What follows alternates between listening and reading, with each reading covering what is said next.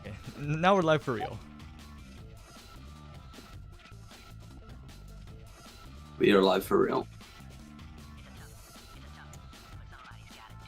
So once again, the people who are here before the VOD, sheesh, the real freaking goats, the VOD review gang. All right. Meg, thank you for the sub for KMDR TV. Yo, in 2 days, I get my Prime sub back, and that's going to KMDR for real. So I'm just waiting for the viewer number tick up, and then I'll do the whole intro thing. Because Omega Strikers Amateur Series is kind of something that I've wanted to see exist for a while. Yeah, for real. I love amateur series stuff. We've had like a sorta-ish. Kuyachi, I think, hosted one in the Discord. Game won that one. Game is in this tournament right now, but like a regular series of these events, people are interested. 400 people joined the Discord through that the link alone. Oh, but that's actually insane. Yep. Yeah, that's freaking nuts. Okay, so since we have viewers now, welcome everyone to Omega Strikers Amateur Series, a tournament hosted by Hey It's Jack Ryan. I'm just streaming it here with Coach Yoki, the one and only. And we're just going to try to bring a little bit of an educational broadcast of these games, of these players that you might have in your games. Not just educational, but also just like the best commentary you've ever heard in the sports history of the world, I believe. Is that correct, Saya? I don't want to make any bold claims. That certainty sounds pretty humble, if I'm being honest. But everybody in chat, they know it's true. They know it's factual. Okay, so our first game is with two names that are pretty interesting. It is Winton from Overwatch versus Team of All Time. Oh, those are the team names? Those are team names. Golly. Is there a bracket for me to look at? Yeah, start the GG/OSAS or exclamation mark bracket in the chat. Yo, say less. We got that pulled up real quick. Oh. It said page not found. Oh. Oh, I messed up the... OSAS and no. ASL. I did not put a space. Okay. Yeah. Okay, we should be getting into games soon. Yeah. You just need to delete the NASL part of the bracket of the link, and then it works. It's chill. All right, but we're already into our first match. Winton from Overwatch versus Team of All Time, and I need a screen share. Oh, did I forget? I forgot. That's okay, chill. There we go. We got it. We're really chilling now. So it's Demon Days. What do you have to say about this map? Bro, this map, actual pure chaos. It is a, like the, I don't know, Brawlhalla meets Omega Strikers, where it's just going at it the whole game. Really, on Demon Days, it's pretty like DPS comp or kickoff comp, kind of one of the two. So I'm really interested to see where new players just start this entire tournament, or not new players, but amateur players, where they prioritize meta, like strengths and weaknesses, or individual comfort. And that's like what's going to be really interesting out of this tournament. Yep, and right here we see that Winton from Overwatch, the blue team, has a little bit better damage in this team comp, and I think the Dubu goalie will prove to be a little bit easier, a little bit more reliable for them. Yeah, Dubu also like provides a ton of kickoff pressure. So does Estelle. So it'll be interesting to see how like the red team moves the core with Era, Kai, Asher. Yep, and right off the bat, we see that Dubu controlling the space. Interesting specialized training and aerials, the starting awakenings. Did Dubu take aerials? Dubu took specialized. Oh my gosh. Bro, Pixel going down low at the beginning to the Zentaro Estelle focused damage, but the core control team gains possession, gets both gates and the goal through Mike Mark. Team of All Time, Xenox. Xenox? Whoever that is, they were just dribbling on the barrier. They got both barriers, they got the goal. Yeah, Xenox is a fair pronunciation. Winton taking the first gate this round, Asher ult missing, Dubu clearing up around the Estelle, and then the wall to push it back through to the Kai. You see Zentaro, like, the momentum boots on the Kai? I believe it is. Oh my god, it is a momentum Mike boost Mart. of joy here, but Mike Mart getting the KO and Count Swagio TTV to try and start a push, but Eloxel, Elo, CX, whoever that is, they are playing so proactively with the momentum boots on this map. Ooh, Aloxel, I think is how you pronounce it. But we could also just abbreviate and say Elo if we need. Yeah, but Well, good back pass rotation around the Winton's defenders. What's red team's name? Sorry? team of all time. All time. Alright, so we have all time versus Winton. Got it. Both goal gates open for the team. Oh no! Garfield! Okay, wow, that was actually a good blink by Vampire to like win it through past Kai's barrage there. Not gonna lie. Yep. Little Juno, haha, let's chill. We didn't need core flip anyways. Better than saving it for next round. But right now, I don't know, but both teams are putting their game plan up, but the Giga Blast from Eloxel, Yeah. I just feel like they're very practiced on this Kai with momentum boots. They're playing so confidently, and their True. team is very structured, I think. Naka special misses. The Asher ult to zone de-steal, but the Zentaro is able to come back and blink through the Asher ult to like gain position. Good Zentaro ult as well for the core flip. And Mike Mart, golly, what a freaking clear between the Asher and the Era pressure, like out towards a teammate. Yeah, Mike Mart has been very, very good so far. Finally gets Yeah, stopped he's been by the under some core flip. pressure. But without that flip, he would have just lasted for so long. Mm-hmm. The only like thing that Mike Mart kind of did wrong or misplayed that round was he missed a roll earlier, which got the core kind of stuck in his half, which put them in that position. But ultimately, like good defense to hold it down while his teammates respond. As we start this next round, we have all time winning the kickoff, but Mike holding it down, bro. And then the offensive duo wall, create some pressure, which gave his team positioning priority. But while we were talking about Why? everyone else, I think the real MVP of this round is Count Swagio, who has done so Bro. much damage, gotten the KOs, cracked the simple pixel, and if they can capitalize off this player advantage, but no, they stay alive. Oh, but Mike Mart yet again. Bro, the freaking KO diff. I definitely feel like Winton from Overwatch is definitely getting the chain AoE splash damage in this game. Like I'm not I'm an enjoyer of their team. I think Dubu on this map is actually kind of freaking goated with the offensive forward pressure he can provide with his Dubu wall. And while Estelle's not the most meta damage dealer, she's known historically for her damage presence on the map.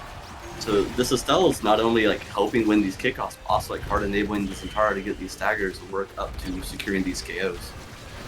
Yep, and with Mike Mart having flip, Count Swagio also has flip. The simple pixel will have to do something crazy. Eloxel with the defensive flip as well. Vampire trying to get in there, but the simple pixel stunned up, hit stun.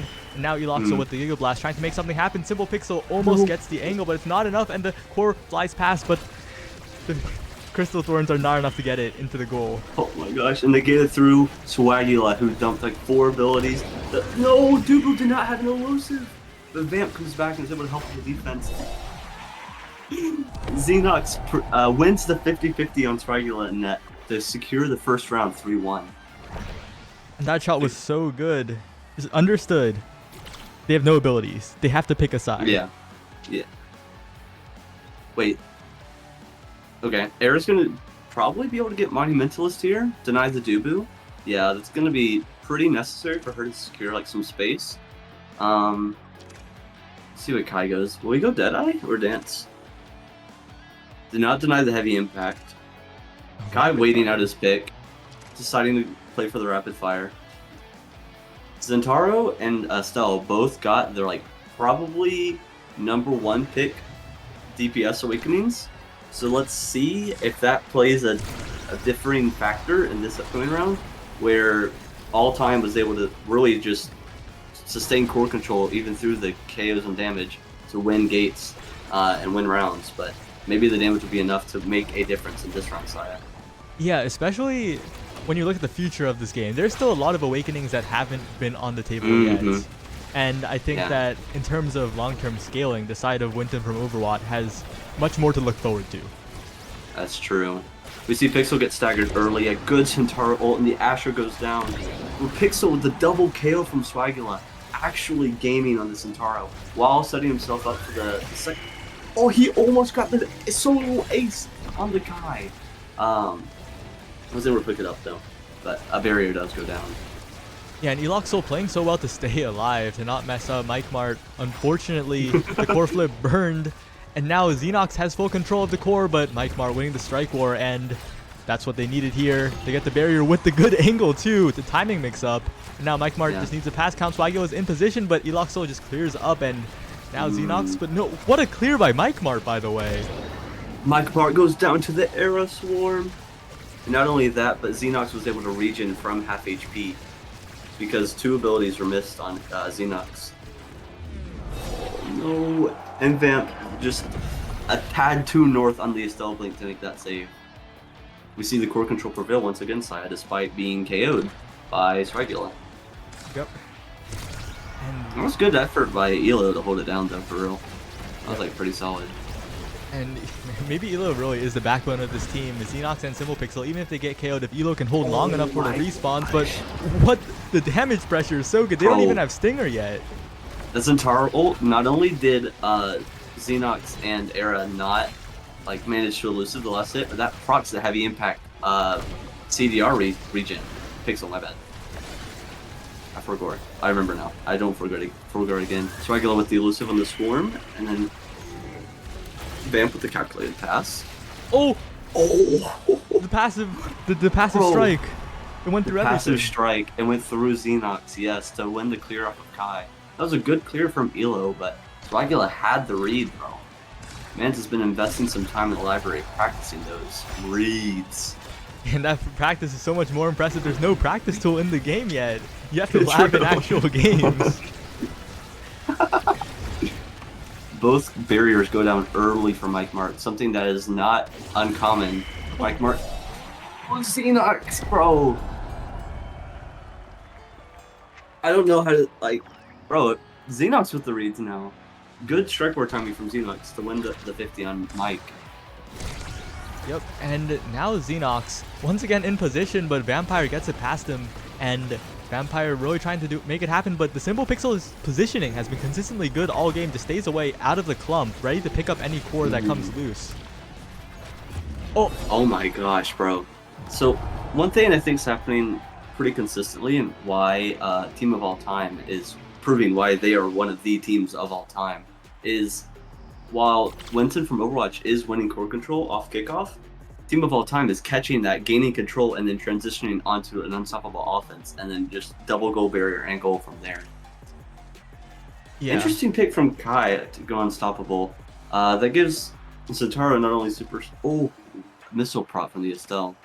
What do you think about taking missile prop on Estelle, which is best for her overbuilt different to deny the Asher? I don't think missile prop does that much this game. Maybe is looking for the situation where both barriers are all gone and you can maybe snipe a clear. But I think the biggest thing of note is that Team of All Time got both Unstoppable and Stagger Swagger. Yes, bro.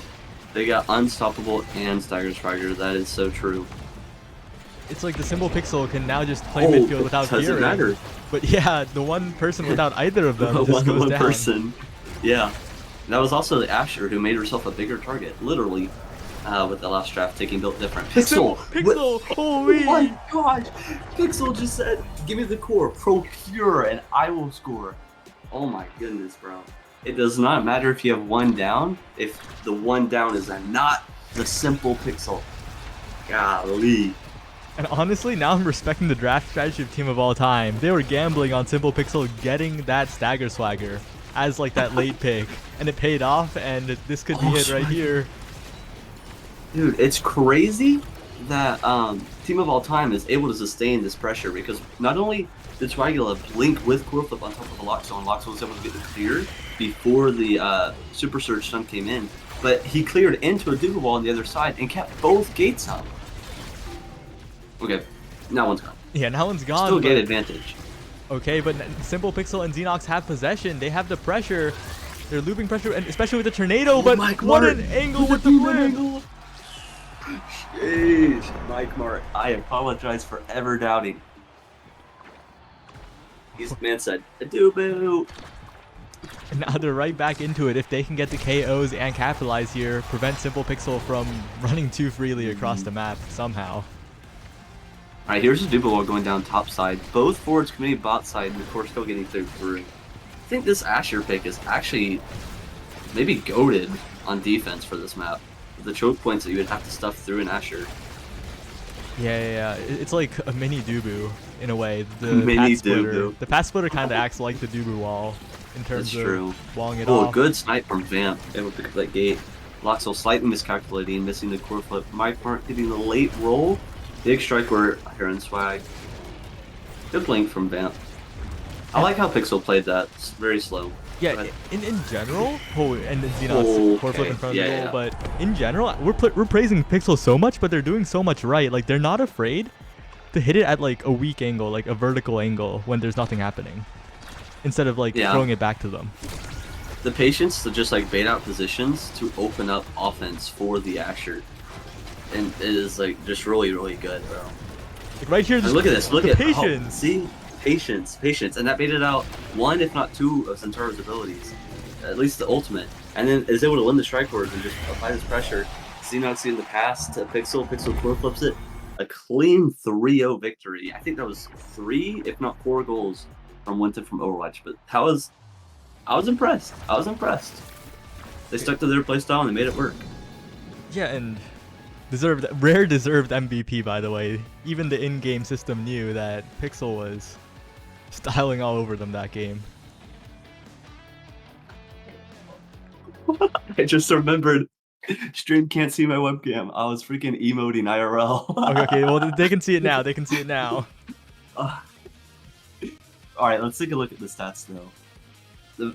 The damage, Swagula had the most. Vamp actually didn't do as much damage as I thought they might have. But what we do see is the redirects. Simple Pixel 75, which is about 9 more than Vamp. And that's like, I don't know, that plus the speed, and then Xenox had 68 over Swagula's 53. And that's just a comp difference. While Aloxel's teammates were down, he was able to hold the line. And then whenever they got back up, they were just able to transition and win, or they would win until they got KO'd. And they simply weren't able to do enough damage and KO enough. 8 KOs was not enough to win it. Yep, and it also shows the value of a proactive goalie, right? Both goalies were pretty proactive, but I think Elo was a little more present in the midfield without overextending. Also, chat, thank you for pointing this out. Pixel had the most damage on their team. Era DPS is real, guys. Cannot hurt you. Those tornadoes did work, I guess. Oh, the tornadoes did get work. 3 KOs for Pixel, that is true. But also just like the shrinks. Somebody should probably do that and see how many abilities Pixel missed, because that was pretty impressive. Okay, but that is our round 1 stream match completed. Congratulations to Team Name of All Time. Well fought by Winton from Overwatch.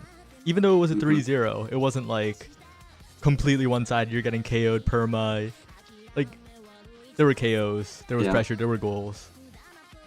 1 goal from each member of Winton, to be exact.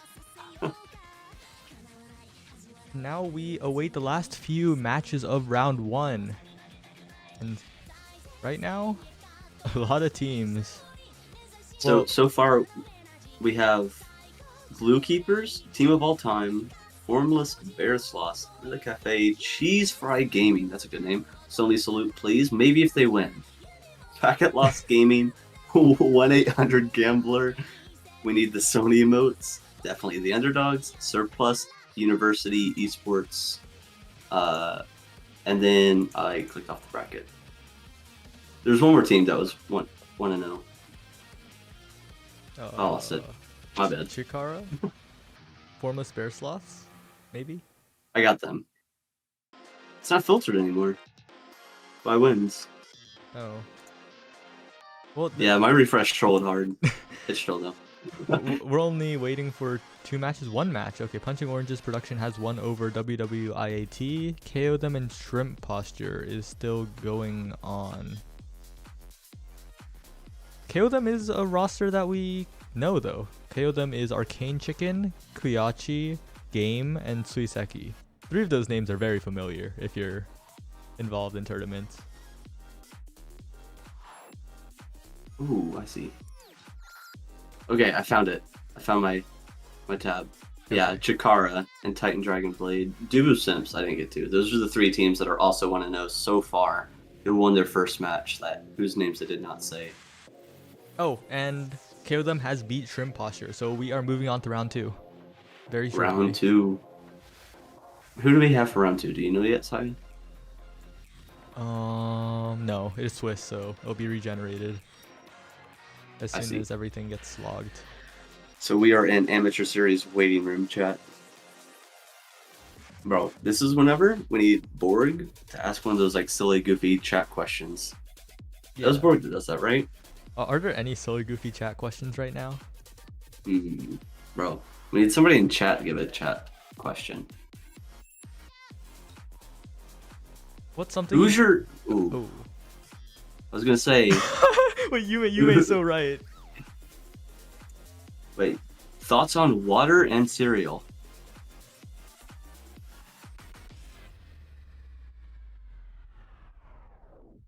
Head empty, no thoughts. Bro, what is that? Dude, that's a ban angle, right? No, okay. So,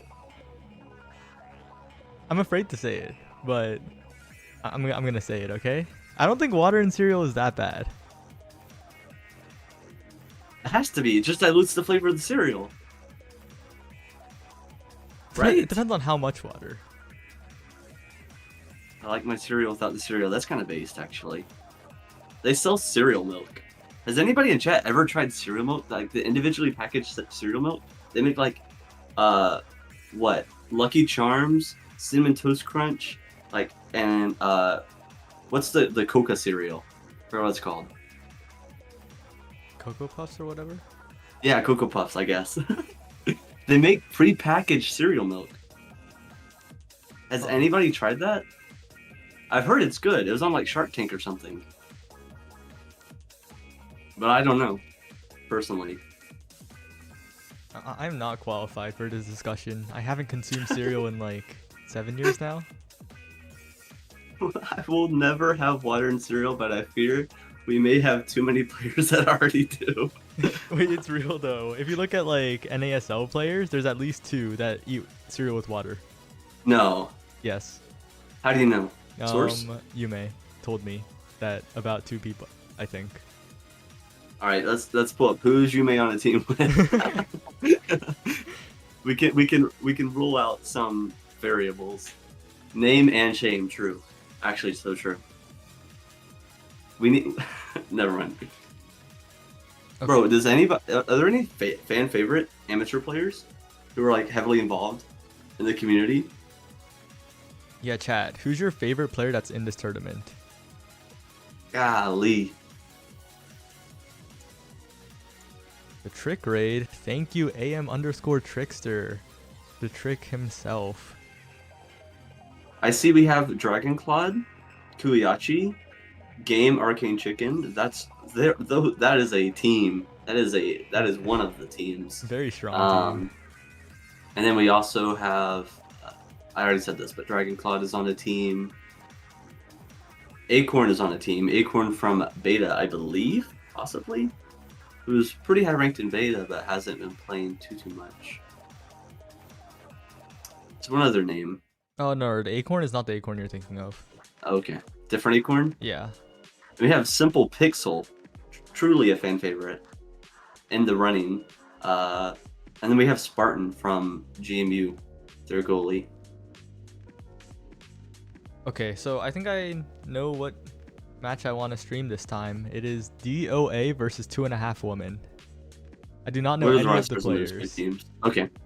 Yeah. Can you read their names? Okay, so DOA has Scythe, Godsent, DGB, Gumby, Lucy, and Minds Decay TTV.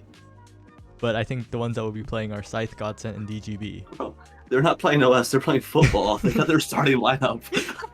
2.5 Women has Kat Kupo, Keddy, and Selina. Okay. Scythe Reaps, is that who you said? Scythe? No, no, It's just just Scythe. Scythe. Just Scythe. I got you. Okay. Yeah, I love seeing new players. Honestly, being higher elo, you don't get to see too many new names. Whenever you do, it's always like really exciting to see where they've invested their hours and how they've invested their hours playing the characters that they play. Like we just got to see, not Vamp. Hit their name is different on the Start GG, but the Zentaro from last game. I was impressive. I Yeah. was impressed with just the raw mechanics of like an amateur player being able to play that character and to that degree. And then we saw Pixel, which was shocking, like surprising how well Pixel performed, not just from a mechanical standpoint, but from an awareness, like a game sense, how they moved and positioned the core to give their team advantageous looks at the net.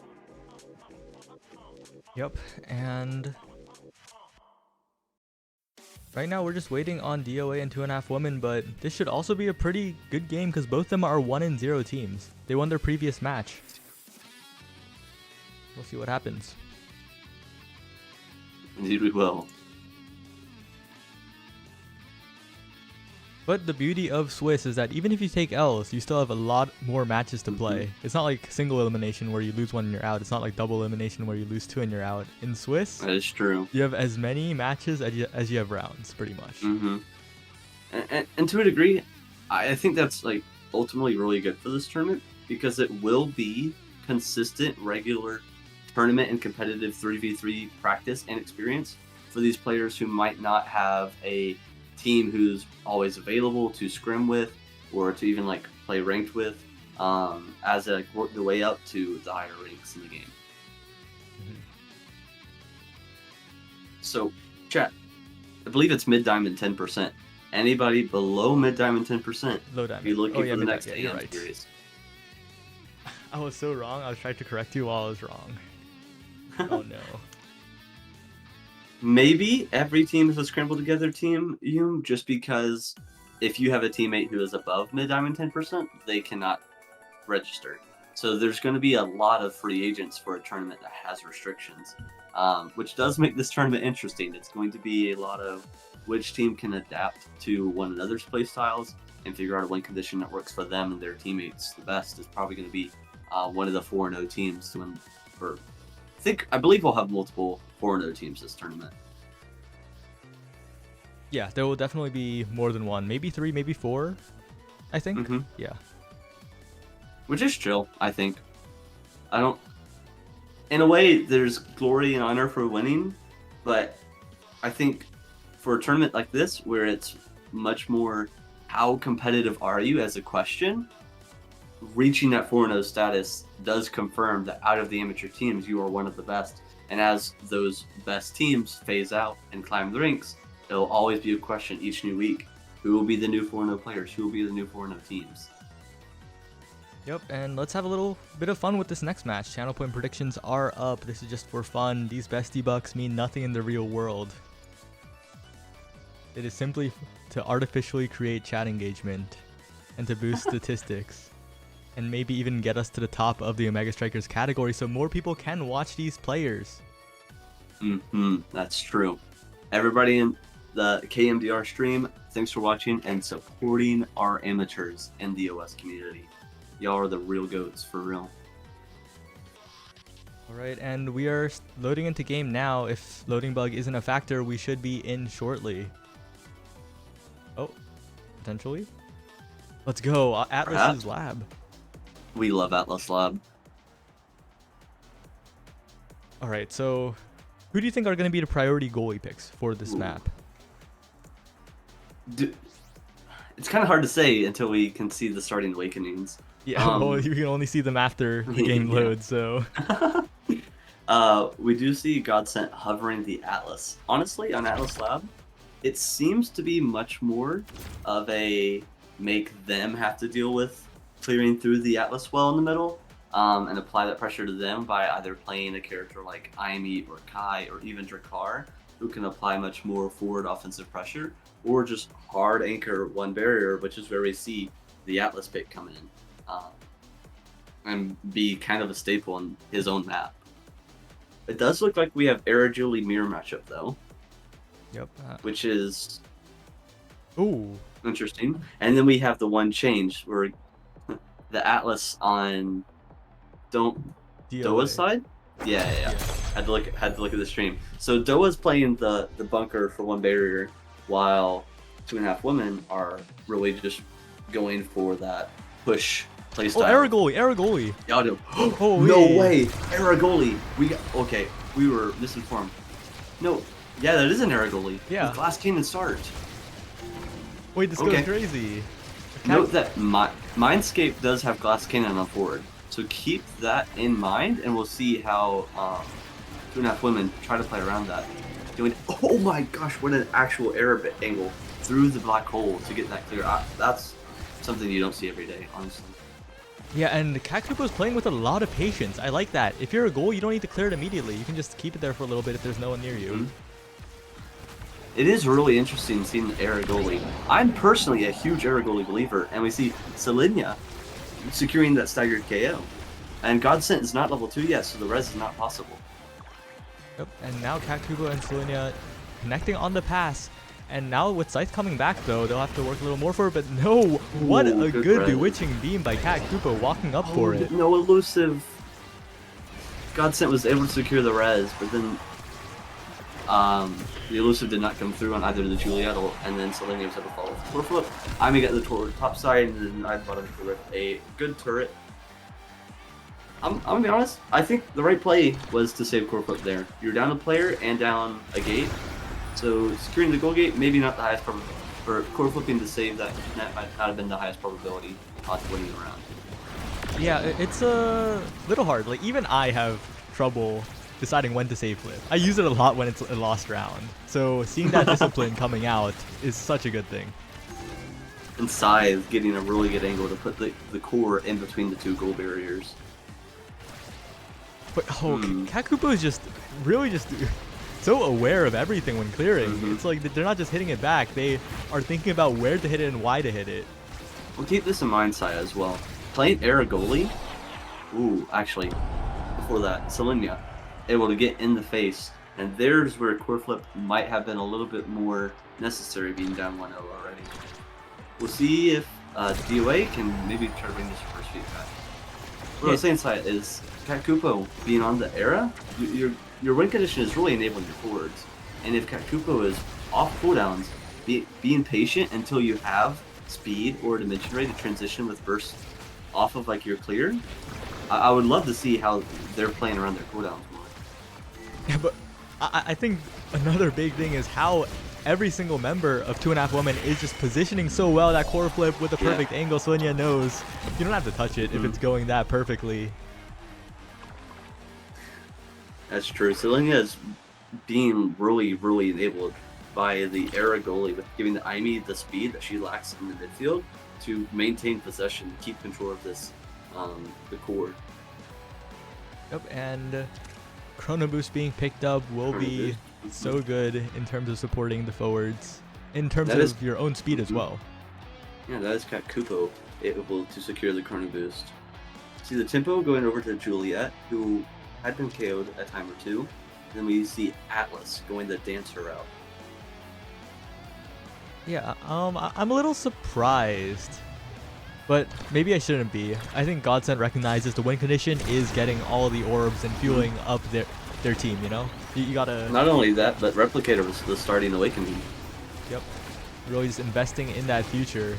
Petty, though, just pressuring the top barrier solo so well, and now Kakupo can get it out. Sonya and Ketty could just reposition, but no, wait, Scythe is playing super well here, intercepting all the passes, but gets taken out.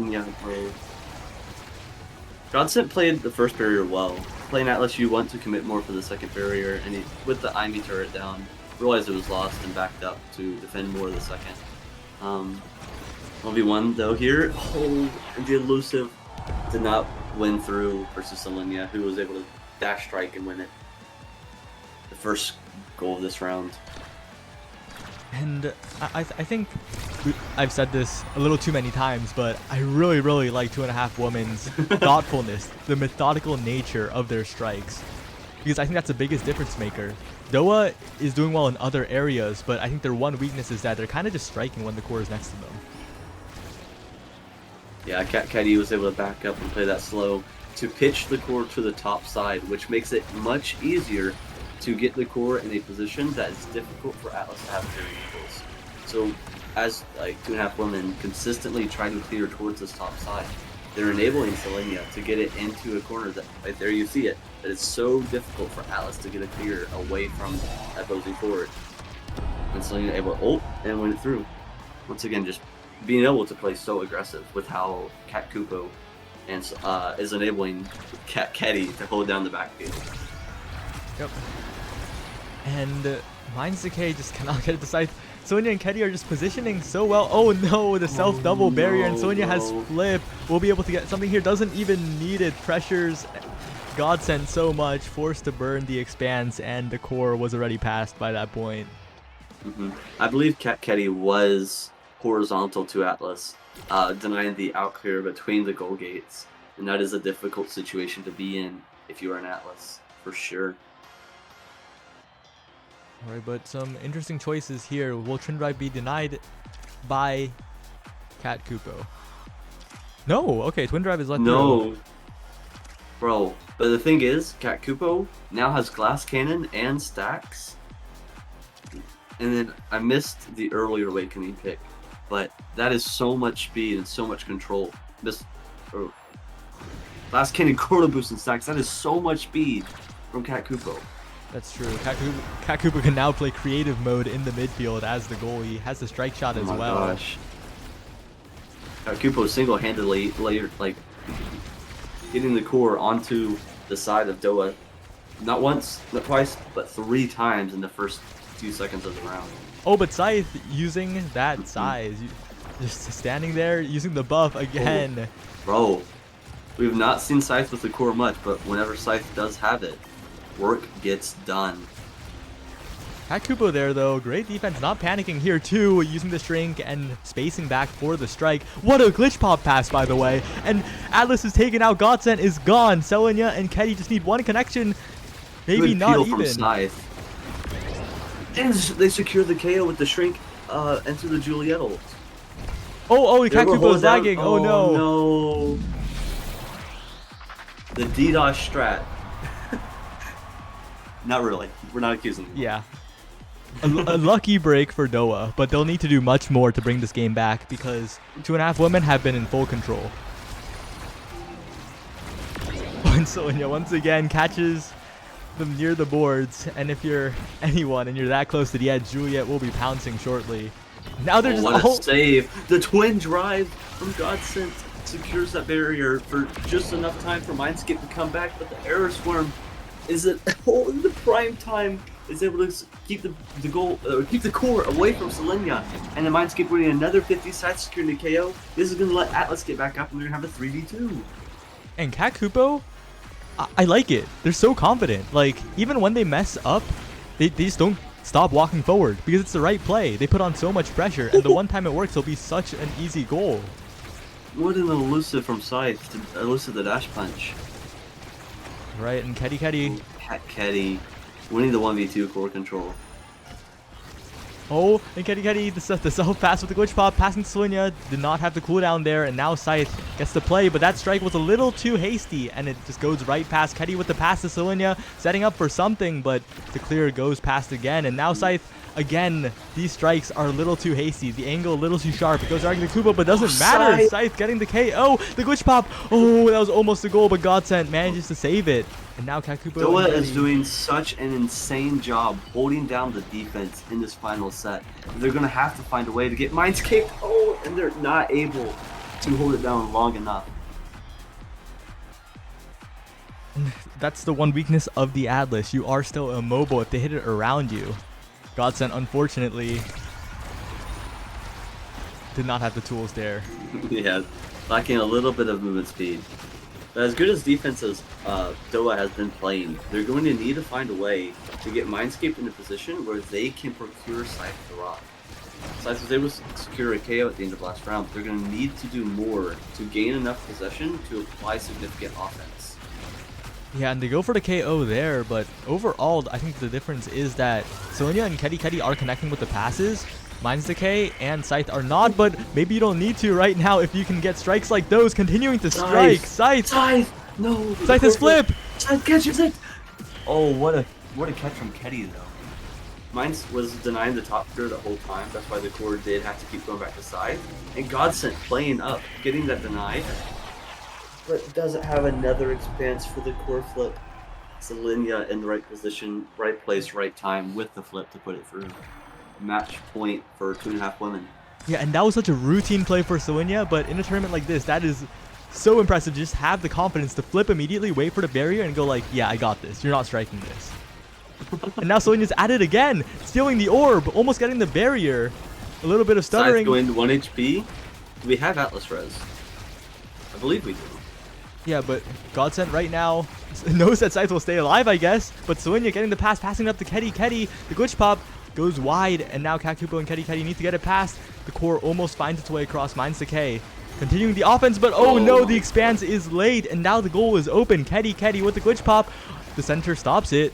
And now Kedi passing to Selenia, but no, Mind's Decay with the defense so strong right now. Will need to be stronger though. Selenia and the turret are approaching.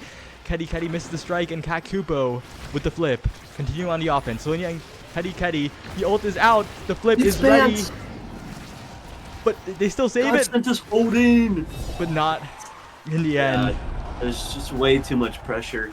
They had the core top side with Imi turret funneling it down into the Atlas. Some hits were tanked and expanse was used, and they made the save, and then they saved it from the dash punch without using another expanse, and then they had to use expanse for the Julia plus core flip, and it was just way too much and way too it was a barrage of abilities really. They turned it up at the end, but it just was not enough. Yeah, shout out to 2.5 Woman. The teamwork, patience and the teamwork was the difference maker there. Doa, amazing defensive moments, but couldn't get the teamwork going on offense. That is true. Not only, it is difficult as an era to out midfield a midfielder who's receiving the buffs of era. Imi has 3 abilities, plus she's getting size buff from era, plus you're getting shrink, one of the two. And then the Imi is also getting speed boosted by Kakupo. So it's so difficult for Minds to actually be able to play up and outperform Kedi in the midfield. Yep. What we did see, though, was whenever Scythe did have the core, the offensive difference was shown where Kakupo struggled a little bit more being able to defend and hold it down, despite the core being on the side of Doa almost the entire match. Oh, never mind. My point was bad. Bad point. I was going somewhere that made no sense. I got you. I'll pick it up, okay? And also, that's a little bit of the difference between the goalies. Goalies like Era, goalies like Imi, goalies like Estelle, Kai. It's so much easier to give your team a midfield advantage. When you play Atlas, you are a wall, but you are giving up a lot of that midfield pressure. Mm-hmm. Yeah, that's true. I feel like the only way that Doa could have won that game is if Minds just committed harder for the midfield, positioned on Kedi and said, Atlas, for us to win this game, you have to hold it down. We cannot help you because we have to deal with this triple possession-focused team comp in the midfield, and you just have to hold it down. And by playing more aggressive in that way would probably relieve some of the pressure that Atlas was experiencing. But that adjustment just was not able to come through and make a difference in that match. But Era goalie, 1-0 on stream. True? True. Era goalie, higher win rate than a lot of goalies. Has there ever been Era goalie on KMDR before since release? Reznok. Just Reznok? I think it's just Reznok. Yeah, but that's West Coast. That's like casting high school, college games and being like, oh, but the NBA and the NBA, no, but in the NBA where they use Era goalie in West, it's different. You can't compare. True. Can't compare. It's sophisticated strategies. Too many leagues above us. Oh, and team of all time has continued their win streak over We Love Sony. Other teams that are Ooh. successful are Chikara, who is 2-0 as well. Have you gone down the list yet? I am clicking the list and it is loading. It may take us. I got it then. Okay. So Kuyashi, Game, Arcane, and Tsuseki? I don't know how to pronounce it properly. I believe that's correct. Close KO enough. them. They continue 2-0. Cheese Fry Gaming continues 2-0. Team of all time, Simple Pixel, our round 1 continues 2-0. Jakara just came through, is also 2-0. And then 2.5 Women, who we just watched, is also 2-0. Then we have 1-800-GAMBLER. We need the Sony emotes. And Packet Lost Gaming continuing to be 2-0 in the tournament. Very impressive. I think I'm hoping for a KO them and Chikara matchup next round if we get it, but we'll have to KO them, see. Chikara. That would be awesome to watch, actually. We have not seen Packet Lost, Sony emotes, 1-800, Chikara, KO them, or Cheese Fry. So if any of those teams match up, we should be able to prio. But man, it's tough as not only a caster but just a viewer and enjoyer of the tournament, because I get attached. I see the storyline of new players, new faces emerging. I see who was it? Simple Pixel and the era on our first match with the patient decision making, and then Elo, who held it down. And then the last match we just had was an era goalie, Kat Kupo and Selenia performed phenomenal, and Ketty used every advantage given to them. I want to see how these teams perform in the future. But there's also more people to look at and other teams to look at, so it's just impossible, bro. It's impossible. And yes, this VOD will be saved on this channel, and if I finally figure out the thumbnail situation, the individual matches will also be cut up and uploaded onto YouTube, so stay tuned. !Discord. Competitive Omega Strikers Discord is where all of this stuff happens. It's where you get the news, it's where you get the updates, where you get the pings for the streams, where you get pings for signing up for a bracket. Discord is it. We love Discord so much, honestly. If you guys aren't in Discord, what are you doing? What are you doing? Come join Discord, get the in-houses roll, and come play in-houses with me and the other regulars who be in the in-houses grinding the game for real. Yeah, it's kind of crazy. Discord in-houses are the only place where you can get like the top Omegas and like just starting players in the same game having fun. True, and it's really fun. Since release, I've not encountered one single lobby where anybody is upset or cares about like how the game is going. Honestly, it's been pretty mature, and I respect the people who play those for that reason. Yeah, especially because solo queue matchmaking might have something to say. True. That is funny. Holy. The legendary Omega Plat versus Omega Plat. It's real.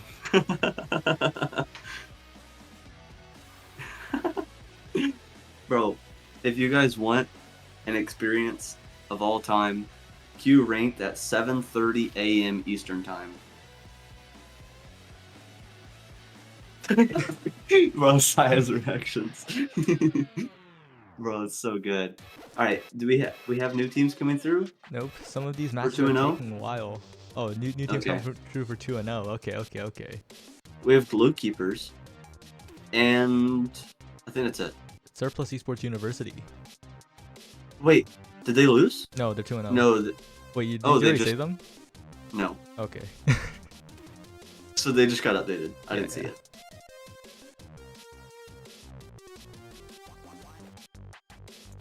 Surplus Esports, I believe, may be the first Academy roster in Omega Strikers all time. No, you're wrong. Unfortunately. I'm wrong? Yeah. Okay. Yeah.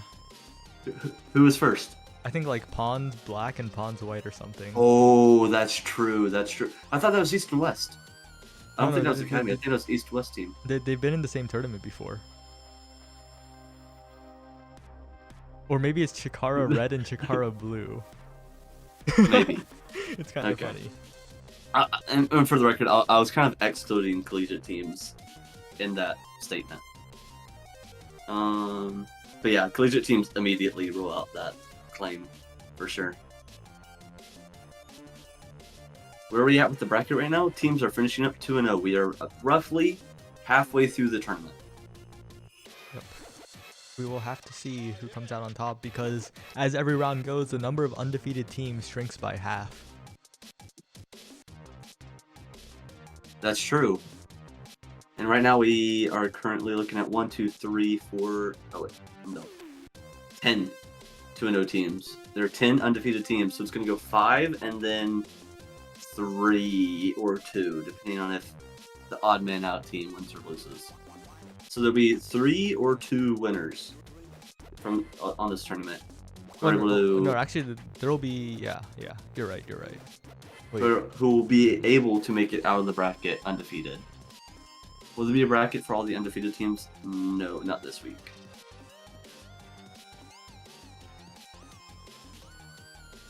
So we're just waiting on Formless Bear Sloths versus Punching Oranges Productions. 2 fantastic team names, I gotta say. Are both of them... What are those teams' records so far? Formless Bear Sloths is 1-0 and Punching Oranges Productions is also 1-0. Okay. Do I recognize So any this one- names? Oh, I This do. one's... Okay. Formless Bear Sloths has Trumpet and Punching Oranges Productions has Adelheid. Yeah, those are just names that I've seen in the Discord. That's pretty cool. Yeah. It's going to be really interesting, honestly. And this is why I love this tournament, because not everybody has the availability to have played this game for 200 plus hours, where they are even able to climb the ranks enough to have their names be seen. You can be really good but low rank just because of time played, or you're just slowly learning and slowly climbing the ranks, you know? It could be either, you know, whatever, honestly. And we might have some teams, honestly, I don't know. It's very possible we have some teams or some players who their first time playing the game was at DreamHack, just like last week. So it's going to be really interesting to see where some where some of these teams and new players are able to perform. And like, I'm really interested to see who's on top after this tournament, honestly. Yeah, and tournaments like these, not just good practice, but as you said, you get your name out there. Not like, ranked is rough. There's so many different variables in ranked. How much you play, who you match it, like, the real way to prove yourself is through tournaments like these, and now that this exists, it's such a good way to get good practice in, where you don't have to, where you don't get the excuse of blaming your teammates, or else you're kind of a jerk, you know? Yeah, and you also don't run into instances where you either 3-stack and get very skilled individual players, where it's not a realistic competitive match, where you have wide differences in playtime and whatnot, and you also don't have instances where you just destroy a team because you're 3-stacked. So this will be a lot of these players' first time in 3v3 competition for the game. Yep, and we're just waiting on one single match. Omega Likers versus Bat. Is that the same one that you know? No. Punching Oranges is done. Yep. Who won that one? Looks like Punching Oranges has taken out Formless prevailed. Sloths. They prevailed. That must have been a good game. There must be a lot of good games. I'm looking forward to our first set 5 on stream, Saya. It'll happen. It's inevitable. This is Swiss. Surely. Oh. Is every round best of 1? Yep, every round is best of 1, and if you want, we could probably grab like 2 or 3 from the last round. It's the last matches? Round. Yeah. Yeah, that's true. Delay them. I'm down. Yeah. Like delaying in the mid rounds is yeah. kind of rough, but the last round we can totally do it. Mm-hmm. That's true. If we could maybe see the 2, maybe even 3 teams that are undefeated and get those in stream, I like, in a way, getting that publicity and that congratulations and that promotion is like half the reward for being undefeated. And if we're able to do that and the teams are able to make that work, that'd be sick. Yep. I'm just hunting. Oh, okay. I got one for you. Cheese Fry Gaming versus 1-800-GAMBLER. Oh my gosh. The cheese or the gamblers? That's a prediction. Oh, I lost all my channel points. I went all in on the last round. So whoever in chat won all my channel points, you better reinvest. You know what I'm saying? Refill the stockpile. There's a prediction up. We will get into game soon. Who gets my 150? I believe.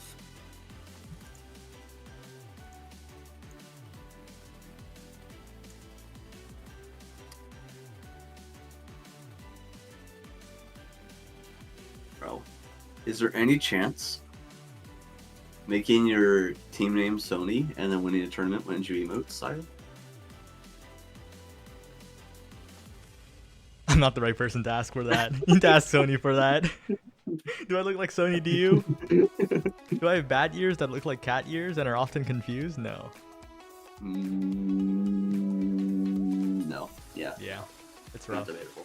Not debatable. Unfortunate. What about the VTuber avatar? We're getting into game That's true. next time. That's Next true. break. Next break. Saya HD arc has begun. in full res now. In real life, maybe. 3 dimensions. Oh, but 4K. I'm Zap. Different maps. Oh my gosh. Actual What is different this? maps. What is this RNG? Actually, imagine if the Nasal had this RNG. Viewership increases by 800%. Wait. Okay. This is I'm this facing is a little bit of Pog an RNG. issue. Uh-huh. I don't know who's on which side. Because their Star GG I names and can their try to names check. are different. Yeah. Oh. So Jadeson is Gambler. Gambler's on the left. Gambler's on the. Okay. There we go. Yes. We're chilling. Yeah. Unless they have the same name. No, Jade and Robo are both Gambler. We're chilling. Okay. We are chilling. Okay.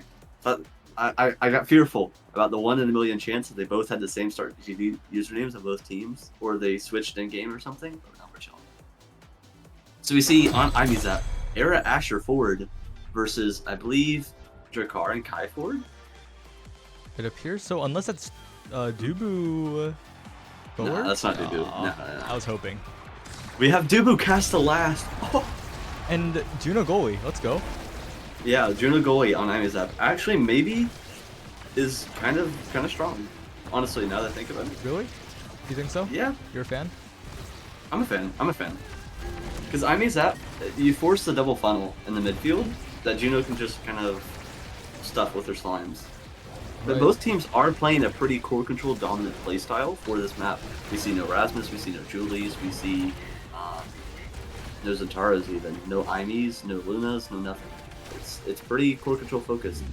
Oh, and Dingo is barely able to sneak that by the Juno. That was people not struck, but it was just out pixels away. And I think we're seeing a lot of the differences in scoring potential is shot placement. Robocroc was in front of the net similarly to Mandingo, but Mandingo's shot placement was just a little bit better.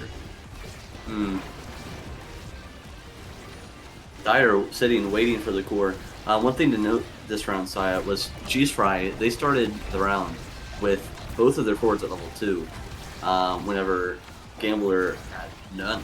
So that is a 2 ability difference. And Robocroc able to pick up the KO that they had been working on since the beginning of the round. Yeah, they're really making the damage stick, especially if the Juno slime Juno. is on you.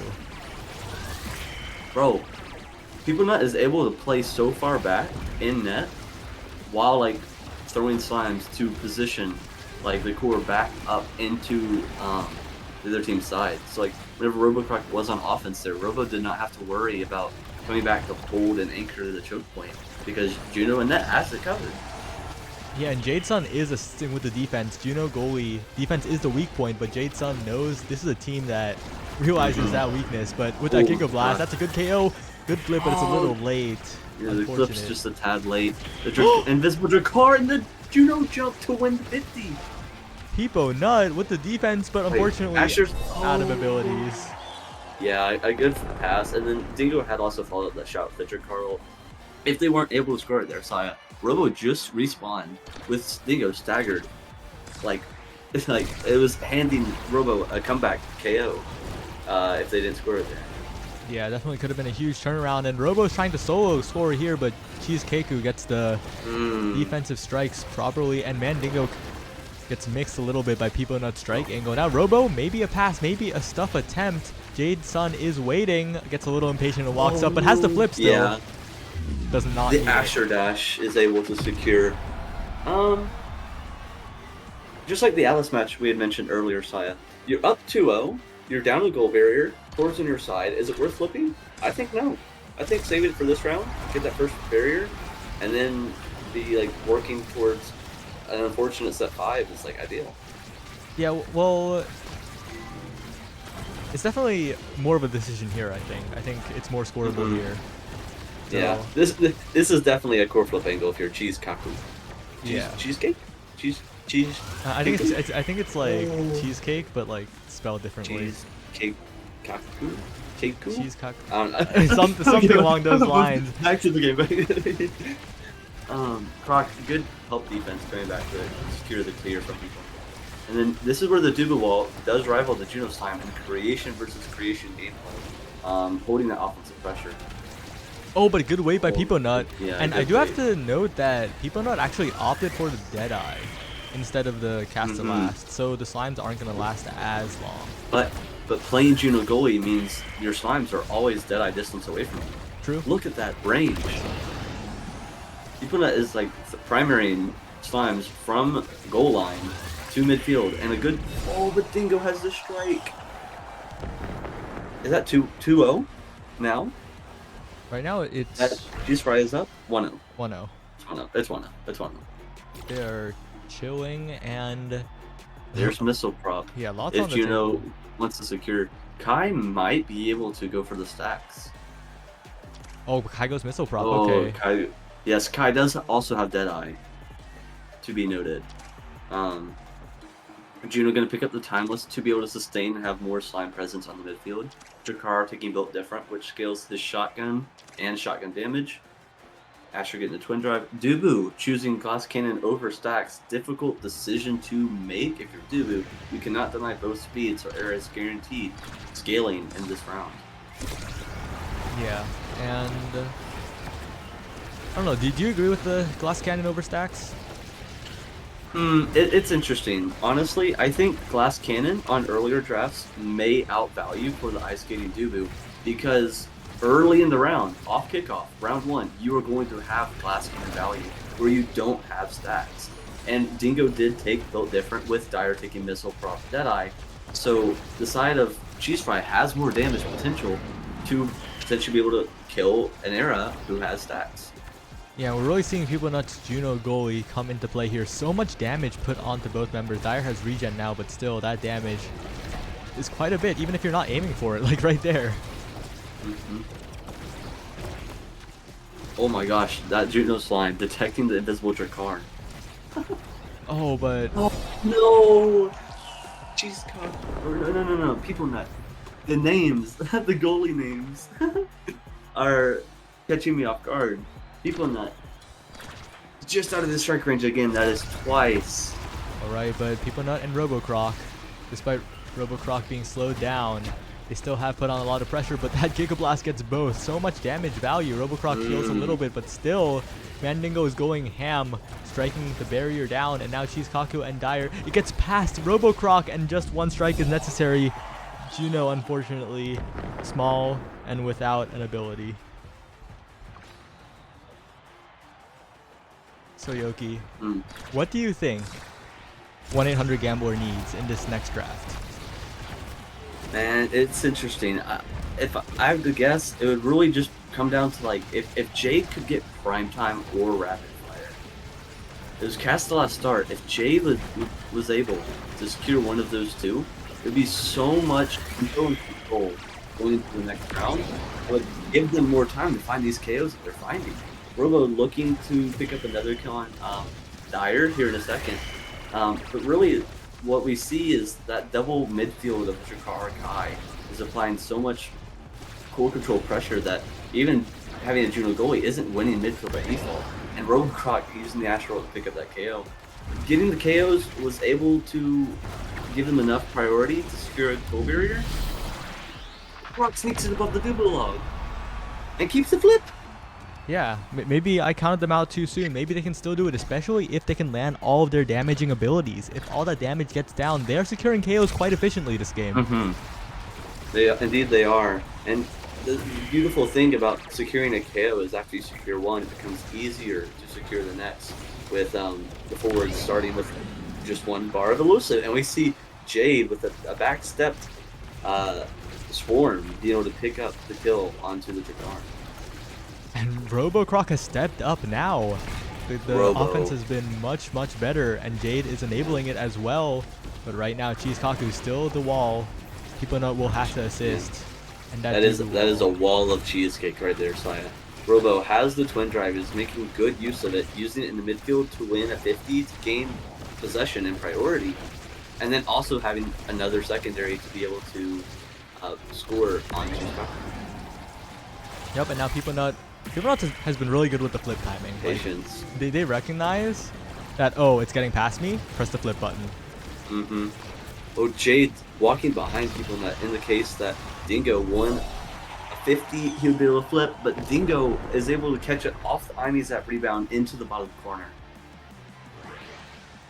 And although they were doing so well, they'll really need to look for that last bit of scaling here. And if Stinger falls to no rapid fire, no prime time for Era. But they're aware. They take the Stinger away. They know that's the one-win condition that 1-800-GAMBLER has. Cheese Fry Gaming. Definitely. We could have seen the Adrenaline Rush Asher. Oh, true. That could have been an option. But we do see 1-800-GAMBLER actually taking a massive step back, going triple core control abilities. It would actually have been very interesting to see, like, Adren, because that speed might have made a huge difference in Robocroc's scoring ability. But the Air Tornado is perfect. That was crazy. Okay, now Jade and Robocroc controlling both sides of the map. Robocroc coming in, waiting for a pass. Jade needs to get it up. Mandingo trying to disrupt, and Dire forcing it through with the barrage. And Dire winning the strike war, and Dire just saving Cheesekaku. Cheesekaku's just sitting there because Dire is doing all the work. Oh, but Robo's mad now, marching down the field with the Asher abilities. The dribble off the slant. To cast the last Dubu stun lasts quite a while, and that Giga Blast so crucial. Robocroc that is some interrupts, dead eye value. but Dire is creeping up. A pass to Mandingo, and Engel just a tiny bit off, but Mandingo gets another one.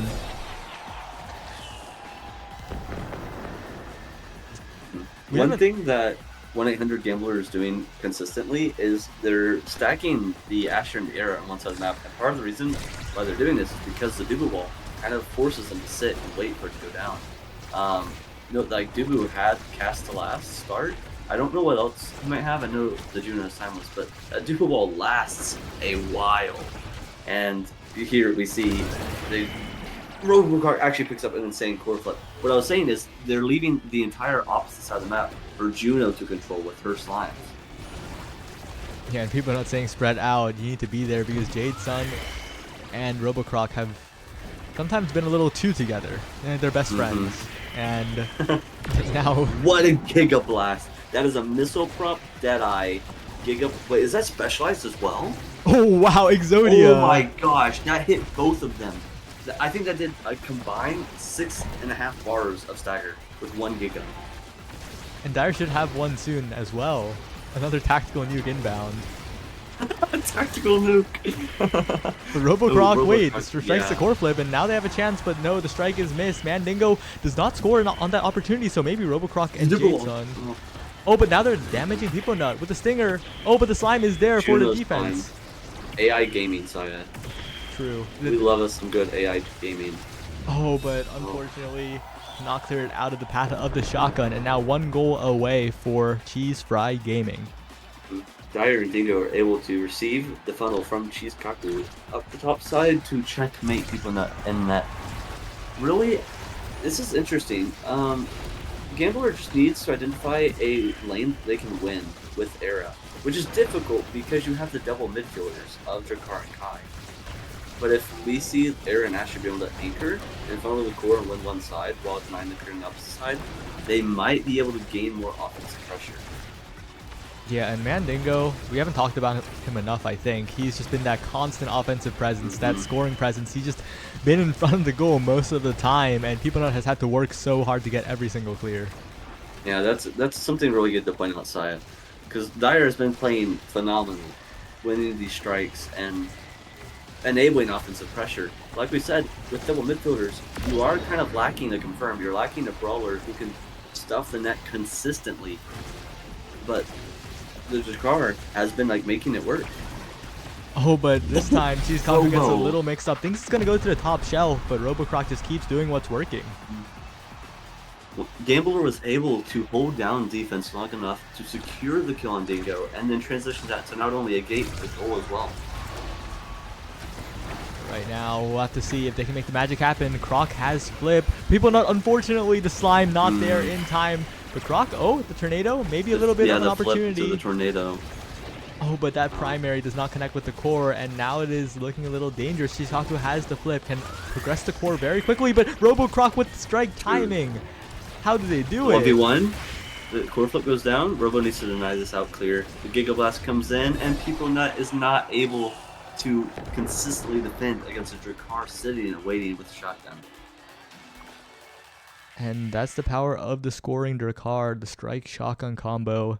If they're that close, it's a little difficult. Dominant victory from Cheese Fry though.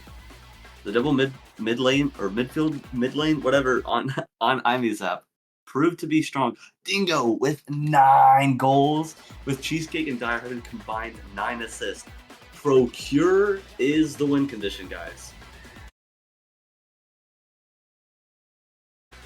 That is impressive. That is 100% procure efficiency right there. Yep. And who? Oh wow. Okay, I'm hyped. 2.5 women are 3-0. KO them is 3-0. 2 teams that I'd like to see in the final round. They've made it to the undefeated circle. What happened to our team of all time? They're also 3-0. Every team that has been on stream is undefeated. That's crazy. What are the odds of that, Saya? They just kept winning, I guess. That is actually kind of nuts. But I'm happy. That means they might be. Like I said, I want to see new teams, and I want to see the storylines develop. I want to see the origin stories of these players. And if they can go 4-0, there's a chance we might see them on stream again, potentially versus each other. Absolutely, but we'll have to wait for this round because there are quite a few matches remaining. As the rounds progress, the matches get closer. That's how Swiss works. Sorta, ish. Something along those lines.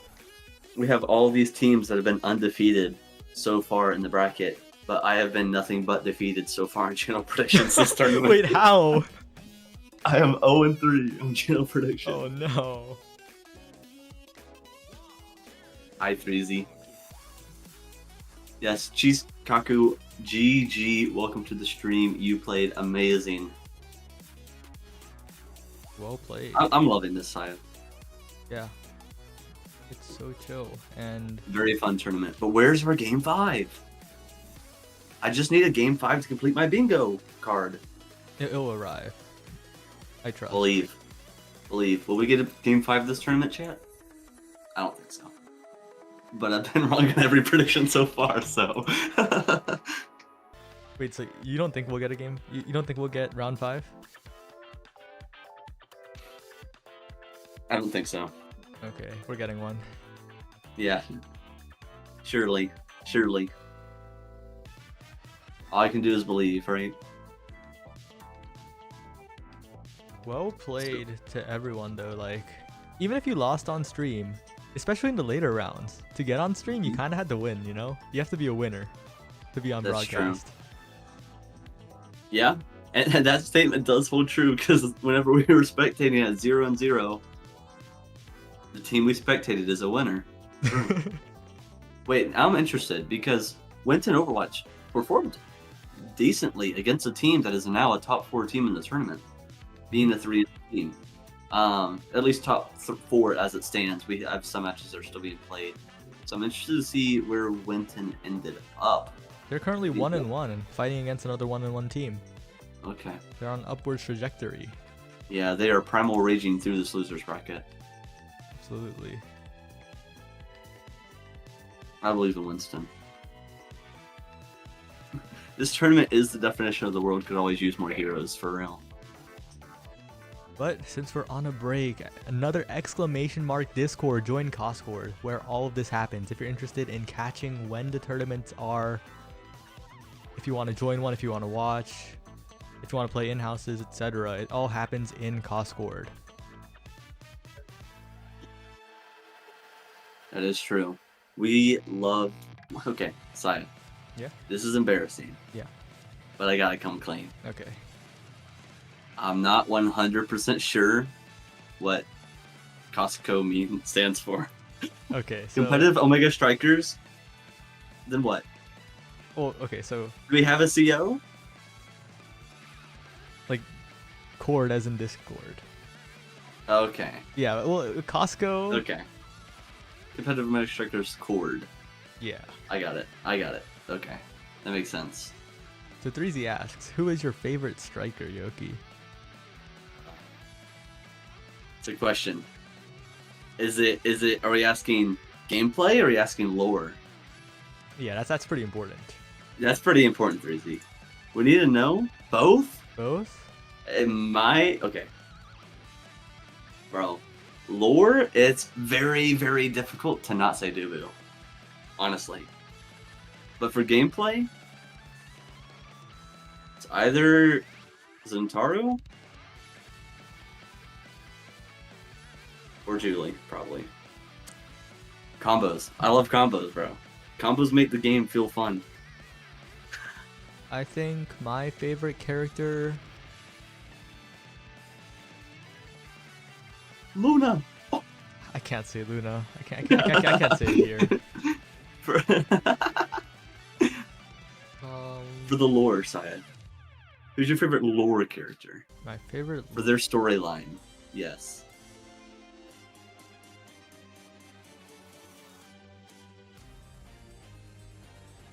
Thinking. Yeah, this is a little difficult. My favorite character in general is... Play the Jeopardy. My favorite character is still... I gotta say Luna. Like, it's an easy answer. For lore or gameplay? Gameplay. Lore... Okay. I guess I could say Luna. Luna's cool. Alright, now what about Awakening? Awakening. Missile prop. I'm a huge missile prop fan. Holy... I go missile prop on every character I play. Bro. Giga hot take. Okay. Actually, giga hot take. It's a Spark. Oh, okay. Spark enjoyer, I see. Yeah, I'm a massive Spark enjoyer. I think Sparks are so crazy slept on right now. I think Spark of Agility is way too fun. It's just simply way too fun. Once you get 3 Sparks with Agility, you are able to zoom. I played a game in scrims just a second ago where I had Resilience, Focus, and Agility with peak performance as a set of 4 Sparks. I was zooming with Magnetized Souls. Holy. I was moving that scrim. It was so fun, honestly. Nothing compares to speed in this game. What's your opinion on solo Spark of Focus, though? Underrated. It's so underrated. Really? Spark of Focus is the most underrated awakening in the game. It's not even close. Okay, is it underrated because it's like super hated but still mediocre, or underrated because it's like hated but good? I think it's underrated because people don't know what it does, first of all. Like, people don't understand what it gives you specifically. For some characters, it's its flat value is better than a rapid fire. So as a one of Spark, and I think Spark of Focus is actually so slept on, but really it's mediocre as a one of in general. But as a two of, it then becomes decent, and then as a three of, it's slightly below prime time on average in terms of value. But it's slept on either way. All right, map time. I'll go first on this one. I am a huge Imee Zap and Autumn City enjoyer. Imee Zap. Wait. Okay, you're an Autumn City hater. Oh, well. I like the barrier. I just like the barrier design. That is all on Autumn City. I like it, but not that much. Okay. My top 3 maps in order are Imee Zap. Holy, this is about to be a hot take. Imee Zap is my favorite. Then Night Market. Then Autumn City. Oh, those are my what top is 3. that? All right, Imee Zap. Okay.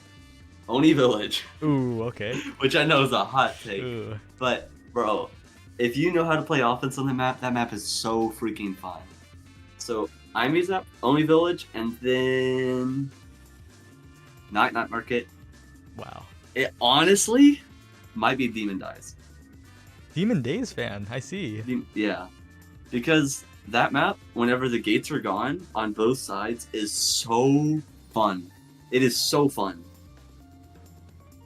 I can respect those picks, especially because we are united on Imee Zap. Yeah, Imee Zap. We can handshake on that one. Dude, I remember in testing and also early release, full release, I had so many issues with Imee Zap as a design. I was like, this map, it's too easy to KO. It makes the game's not fun having to worry about positioning so much. But now that it's like developed and you understand how important core position on like one side of the map is, like we saw a double midfielder team just out midfield control and Asher, Era, and Juno goalie team comp. And then 3-0, like decently dominantly. Like core control as a strategical approach is really viable on Imee Zap to completely disregard KO strategies. Dude, 3Z. The reason Oni Village is not the new side streets. That's cap. Oh no. 4K Saya is gone, guys. 4K Saya is Say goodbye. Gone. Wait, where's the head tracking? What the hell? The head tracking disappeared.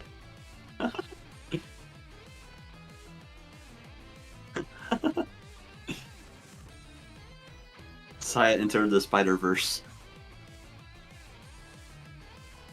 Yo, we have a new 3-0 team. A match has been finished. Oh? Chikara remains undefeated. Okay. So Nina, Slifer, Glitchheart, Anon, Icy, and then 2 more, which might be subs. This Jay and Anime are both undefeated. Every other team has either been on stream or is a TO team of Kuyachi, Game, Arcane Chicken. But Kuyachi's the TO. But okay, so I don't know what it is, but the face tracking didn't work. I can't go back to 2D mode, so you just have to see my real face. 3D Saya, crazy. Yo, I'm looking through these team names. Shrimp Posture is a Giga Chad team name. Holy, that is sick. And Winton is still in match, it seems.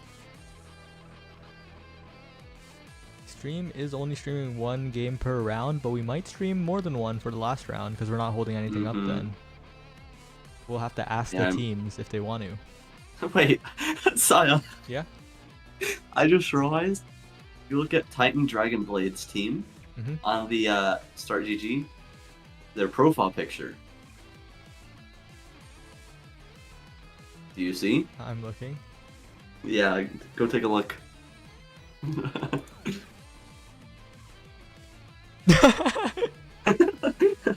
No way. Bro, this community is hilarious, man.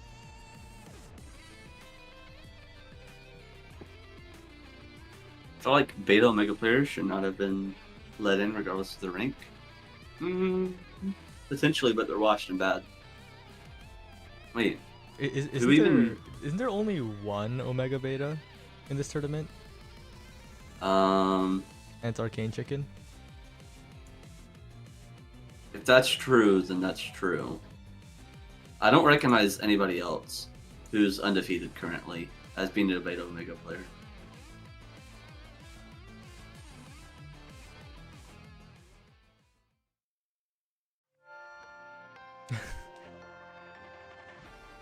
Okay. Yeah. But Winton from Overwatch and Meta Cafe are still going. Oh, Winton from Overwatch prevails. They're 2-1. Oh my gosh, Winton. So Winton. they have clutched up after going against an undefeated team round 1. Big congrats to Winton for, bringing it back.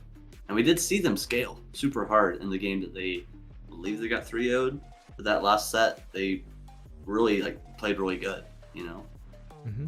How many 3-0 teams are there that we can watch? That Oh, I see what you're saying.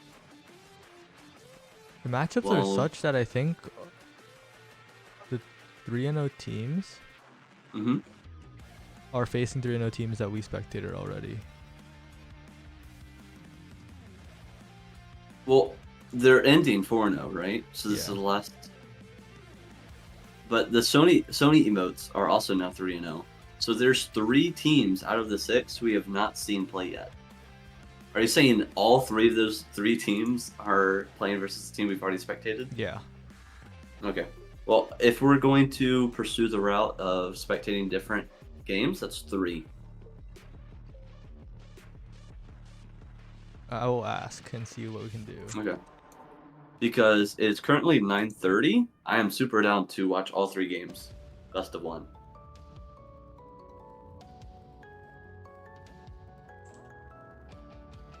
Kuyachi, since you're in the chat, is your team potentially down to wait for 2 games to be played? Up to 2 games to be played, and then shoot on stream to close the night? Thoughts?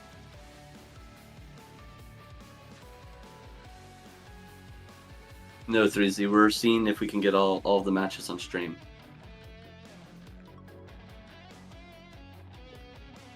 Okay. So, I don't know. Are you in the process of contacting the other teams right now, Saya? Yep, I'm contacting them and seeing if they're willing to wait. Okay. So Kuyachi's team is down to wait as long as needed. And then we just wait and see. Yep. Time to speedrun this. There we go. First up is we need the Sony motes versus Team of All Time. Will they get the Sony motes? Will they? Wait, they might. Wait, Team of All Time, that is Pixel. Yes. Yep, it is Pixel. Elo and Pixel. Sheesh. Alright, and then Sony emotes is A Jelly, Zesty, and Omegon. Omegon D's. Oh no. You know Daftgrass? Whenever he's in a tournament and I'm in Star GG chat, he always tries to catch me with I'm the aware. joke. I'm aware. Daft has spent just a little bit of time in my stream, and a very high density of that time has been spent baiting me, and he's been successful most of the time. It's not my proudest moment, but it's the truth. Okay, change of topic. We now get our first championship match. In a bit. We are waiting in the queue. Xenox, me too. Don't forget. Wait. What is this in reference to, Xenox? Oh, I said Pixel and Elo. Yes, Xenox. My bad. Your name is okay. Your name is third on the list. Your name is third. My apologies.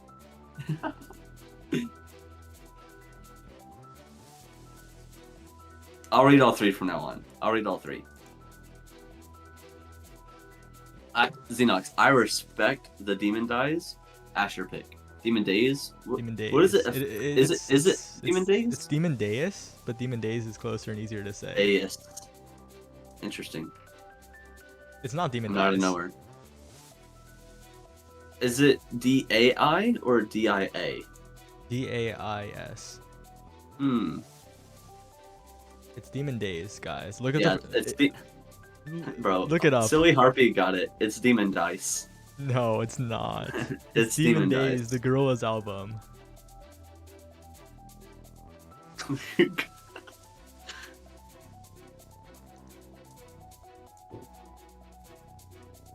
We should. So we are still waiting room for championship bracket chat. Give us a second. Waiting room. We just need these people to show up.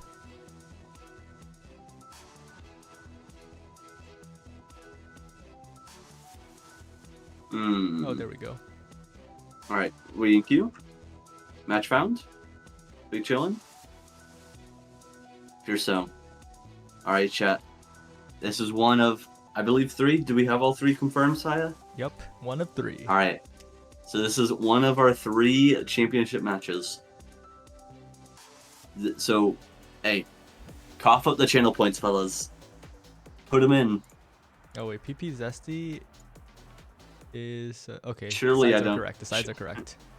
Surely I don't go 0-4 on predictions, right? Can we talk Surely about not. this Intaro Omega on these nuts?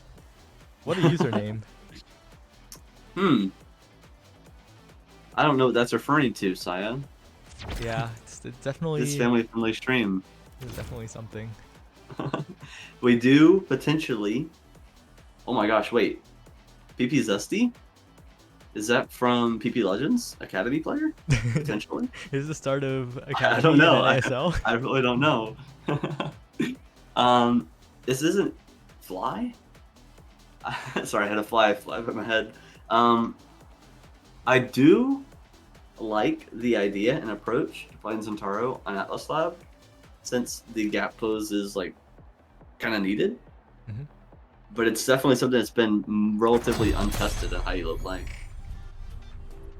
Alright, but one team is familiar, the other is not. Yeah. We need the Sony Modes versus team of all time to go 4-0 and get an invitation to the Invitational. Starting Awakenings are Twin Drive. And yet no Atlas picks. We do see Team of All Time running back the same comp they ran on Demon Deus? Ice? I don't know. Days. Oh, Zesty getting the 1-2 punch into the black hole and then the Rasmus primary to secure it. I believe Zesty has pummeled as well.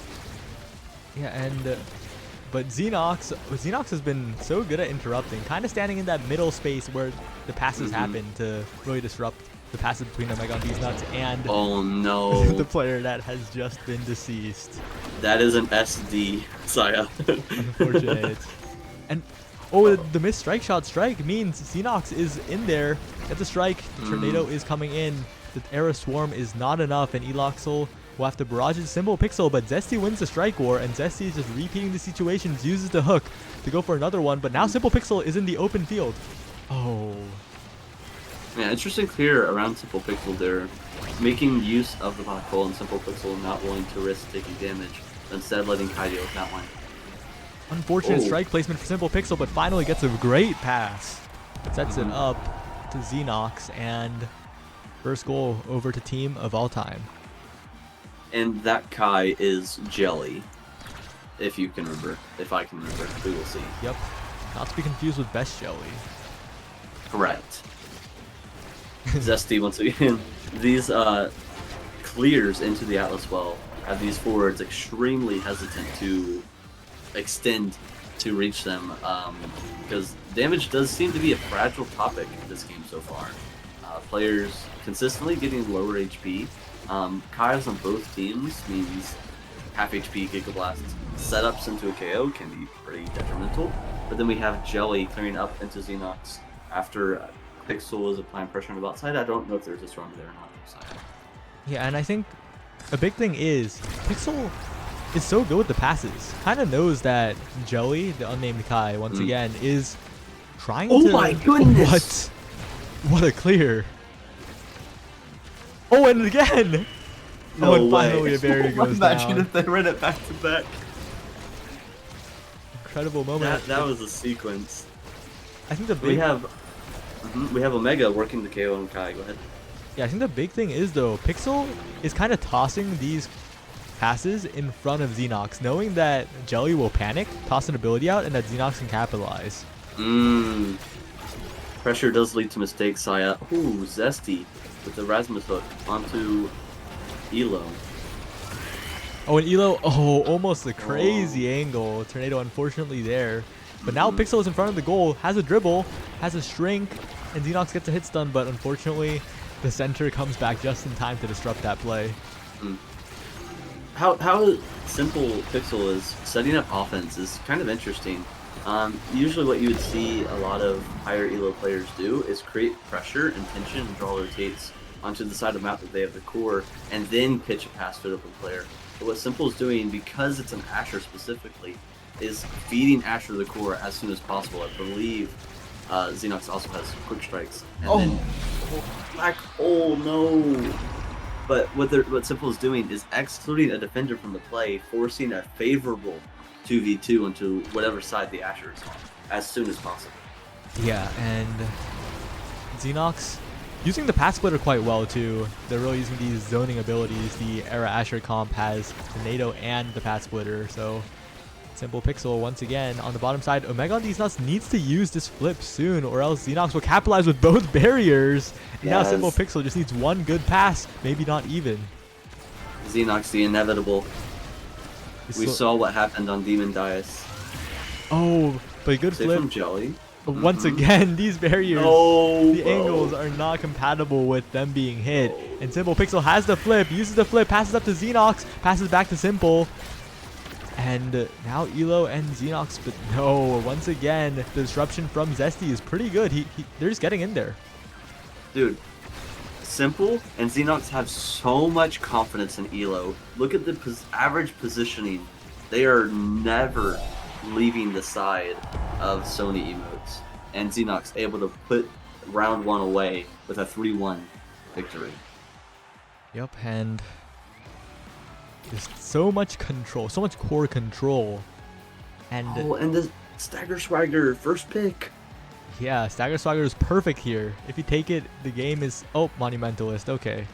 Maybe Asher gets it then. Yeah, if Asher gets it, that's insane. Asher gets it, yeah. Oh, no. Oh, wait. The game opens back up. Wait, is anybody going to take Stagger Swagger? Surely you take Stagger Swagger here, right? Oh, no. Oh, my gosh. What a blunder. No way. Nobody taking the free Stagger Swagger on Atlas Lab. So to explain why Stagger Swagger is good here, Yoki. Yeah, a Stagger Swagger on this map pretty much instantly procs the empowered version of the Awakening, where below 50% HP you get... Oh! We get a little bit of a Atlas swirl in the middle. That doesn't happen too often. With Stagger Swagger, you can run into the middle of the map, instant proc HP regen and Stagger Swagger for the empowered speed.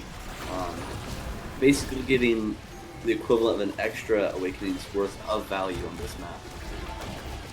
Not a be-all end-all by any means, but definitely a strong Awakening, especially considering both teams have been securing KOs in the first round. Yep, great flip defense by Omega on these nuts, but the follow-up with the primary, Simple Pixel once again. They're so clean with it. They are clean with it. Elo is able to, have some unreal clears around these Atlas barriers, keeping 2 barriers alive for longer than I've seen most players in ranked or competitive play be able to. Yep, and now Eloxel passing to Xenox. Simple Pixel helping on the defense. Not something you see Look at this. too often, but they just keep the barriers locked down. Eloxel is positioning so well. Steps in front of Omega on these nuts, and that's what you have to do as a goal. You have to use that speed again. Oh that my position. gosh. Eloxel is so good. Okay, dude. Okay. What in the world? He is gaming, and the Giga Blast out of the Zatara ultimate clears it back to the Rasmus secondary, clears it below the Rasmus primary, saving Corflet the entire time because he is that confident in his decision making and in his abilities. This is mad impressive. Because Elo's able to hold onto the Corflet, it means that it allows his forwards position even more aggressive, having confidence that Elo will be able to make a save and get them to four. Oh, but Omega on these nuts has the flip. Zesty has the flip. Enoxel does not, but Simple Pixel defends it. Almost gets the goal too. The barrage saves it. And now Xenox. Simple Pixel, so much pressure with the tornado, but Jelly managed to defend it all. Yeah, Jelly. Dude, that... Okay, we almost had the freaking Giga Blast from Jelly to set up the Omega dash Zentaro strike force on the top side, but it barely missed. Came back to him. They were secure in the end. 1-1 in set 2. Yep, and now it is maybe a little doable. They seem to get enough core control that Simple Pixel and Xenox are forced back or a KO to disrupt enough that Eloxel is pressured enough. But even a good shot or with the gravity well.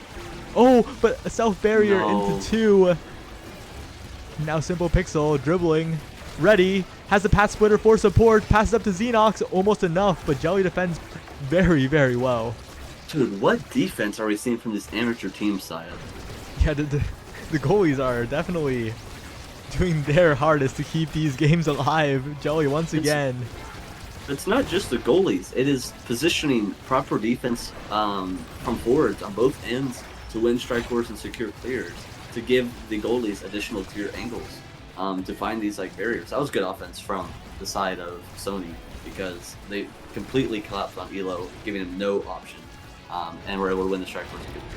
But what a pass by Pixel up to Xenox and a flip right through the members. And it's like Omega on Xenox and Zesty are so good on defense, supporting so well, but they get tripped up once by the pass. It returns to Pixel and he does it again. What's so difficult about winning or losing your both goal barriers early, like what happened last round, is Sony emotes did have a good offense securing the barriers, but after securing the barriers, the pendulum swings back and they have no more barriers to live. So right here we see both barriers going down. And is Sony going to be able to maintain control and secure a gate here, or is it just going to be another goal as the pendulum swings back and forth? Consistently, we saw Sony emotes lose both of their barriers first. They were able to clap back and get both the barriers on the other side of the field. But as abilities were used on offense, you're not in position, you don't have the abilities for defense, and that's where Team of All Time was able to come back and secure goals consistently. Saya. Yeah, but a big thing here is prime time does go to Jelly. That defensive power has leveled up, and size goes to both Elo and Omega on these nuts. So, and built different onto the Zentaro, yeah, empowering every single ability in the kit. I think it's a very good big fish take from Elo though, not letting the forwards of Sony modes get double size. Pretty big. Yeah, I think that was maybe mostly a Rasmus deny, but because Built Different was open. But yeah, double size would have been really big. Unfortunately, it meant Xenox ended up having to take a Spark. And is that Xenox only Spark? Yep, it is. It is. So beginning the Spark scaling while ahead is a strategy I'm actually a huge fan of, because if you can't win this round, at least you're scaling for next round. And if Sparks have not shown up in the draft so far, which I don't believe they have, or at least not in a number larger than 1, then that's almost going to guarantee a second or third Spark by round 5. Yeah, if I remember correctly, Agility has not shown up yet, and that would be great for that Asher. Not only Agility, but Resilience as I think well. Resilience showed up. I could be wrong though. Okay. Yeah, I have no knowledge. Yeah, but I'm a fan of the scaling while ahead idea. They do take out Pixel for a bit, but unable to get both barriers. Now Pixel is back with a vengeance, drinking the Kai immediately, trying to pass to Xeno. How did Zesty get that cord? What I'm noticing though is that Elo consistently has a lot of space to play with. Like Xenox and Symbol Pixel are much more claustrophobic with their offense compared to their counterparts. I think that's because of the threat that Asher creates, but you also have the range that Zentaro is able to utilize with that Super Surge. So while Elo has a lot more space to work with, what we will consistently see is from defense, Sony emotes will be able to transition onto offense quickly and aggressively. Oh, and no one was there. Gosh. I have no words. I don't know what to say to that. Good on Zeno Zeno, for noticing and just immediately making that snap decision. yeah, The confidence. yeah, yeah. That was, I mean, it was a good angle that Zeno was able to find. Playing I Spy, finding these angles for real. Yep. But Dude, two barriers taken Omega, so the combo. quickly by Zesty and Yeah. Omega. This is one of the first times we've seen Sony secure the barriers first and should be able to. Oh, what a catch! What a reaction! I'm pretty sure that was reactionary because otherwise, Omega was on the right side of Elo, and it was only because Elo tried to clear down to Pixel that he was able to make that catch. That was crazy, actually. You have good positioning too, walking forward so that the flip burst area would cover more and give him greater clear angles on most of them. But right now, the barrier taken down, Simple Pixel taken to half health, but Xenox is running this midfield. Looks so big. So far, the difference maker in this match, what's shifted a little bit in Sony Emote's favor is Omega is able to dominate these kickoffs on the side of Era with the abilities that Era might not be able to match in terms of striking prowess. But we do see a Swarm take out Jelly. Now it's Zesty and Omega on the defense, forcing the core flip from Era, and the primary from Centauro catches it. That is so difficult to catch core flip with the primary from Centauro. But Xenox able to push it through in the end. Yeah, and it was well fought on defense, but now one goal away for team of all time. Oh my gosh. This is the set 5 Saya. I believe in the comeback. Sony Emotes was playing way too good to get this up here. But Zesty is so low. The KO could happen at any moment. Xenox not looking for it though. Happy to leave Zesty scared and at low HP. Uh-oh, Zesty. But Watch out in the middle. Oh no! Oh no. And this Zesty watched out from the middle, ran to the edge. Past the Xenox. Jelly able to get through the Asher, away from the Asher. Asher collapsing. Omega in the 1v3 and the Centauro ult is not enough. Aloxel on the wrong side of the field at the right time. Team of all time, 4-0. They make it through Swiss. They qualify for the OSAS Invitational, I believe. Well fought, good synergy. Sony Emotes had a resurgence at the end, but it wasn't enough. Definitely a strong performance from Sony Emotes. Look at the save differential from Jelly. That is impressive, Saya. But you could also say that Elo was more efficient with the saves. The redirect number, like yeah, you could say that for sure. We have the same amount of save or KOs on both teams. But man, just having this has been a consistent factor, I guess you could say, in the amateur series so far. I'm trying to figure out how to word this without coming off, I don't know, wrong in a way. In coordinated high elo pro play, one of, I think, a staple on any team is having a good forward player who can consistently secure KOs. And I think that every single competitive and well-performing team in coordinated competitive play has that, a star forward player. But with the amateur series, one thing that I've been noticing is that not every team has that, or the teams that do have a comfortable forward player maybe do not have their confirms solidified in their gameplay, that they are able to set themselves up to secure these goals. And really, another thing is just the goalies who we've seen on the winning teams have consistently performed insanely well. So I really don't know which it is. It could be a combination of both. But one thing that I have seen in the winning teams is they have a forward who can consistently confirm. Yeah, absolutely. And you say confirm, but also along with confirming, most of those players that are good at confirming are also good at putting the fear in the players of being confirmed as that KO. And this is something I had to overcome as a player as well, as a forward player myself, is you cannot have that fear. Your job is to apply that fear and be that threat and make the opposing team respond to you instead of you responding to them. And who was it? Xenox on the Asher put the fear into that team last game. Sony Emotes trembling before the Nerf Dasher. It's an exaggeration. That's traumatized, but you see what I'm saying. Having that confirmed, did score 7 goals for their team. All right, Cheese Fry Gaming versus KO them. Cheese Fry Oh my Gaming gosh. is Dire, Cheese Kaku. We saw them. We saw the Cheese Kaku Dubu on the IME's app. Wait, I won a prediction. Wow. I believe. But we are heading directly into it. Hopefully no loading bug. We've been lucky all day. Ooh, no loading bug, please. Please say stop. Fix the servers. Let us in. We're in. We are Oni in. Village. Thank you, sir. Much love. We have Cheese Kaku back on the Dubu. Wait, are they gonna run back the same comp? Dubu Kai Jakar? I mean, if it ain't broke, why fix it? Yeah, They if look it pretty ain't broke, good I on fix it. for sure. And also, I gotta say, Kai forward. Oh, If you're gonna pick Junoban. if you're gonna pick Kai forward, Oni Village is it. In my That opinion. is true. Yeah. Another map that we haven't seen Kai Forward. I don't know how many, if any, teams have really experimented or practiced with it. I believe Kai Forward will do quite well in Alphen City as well.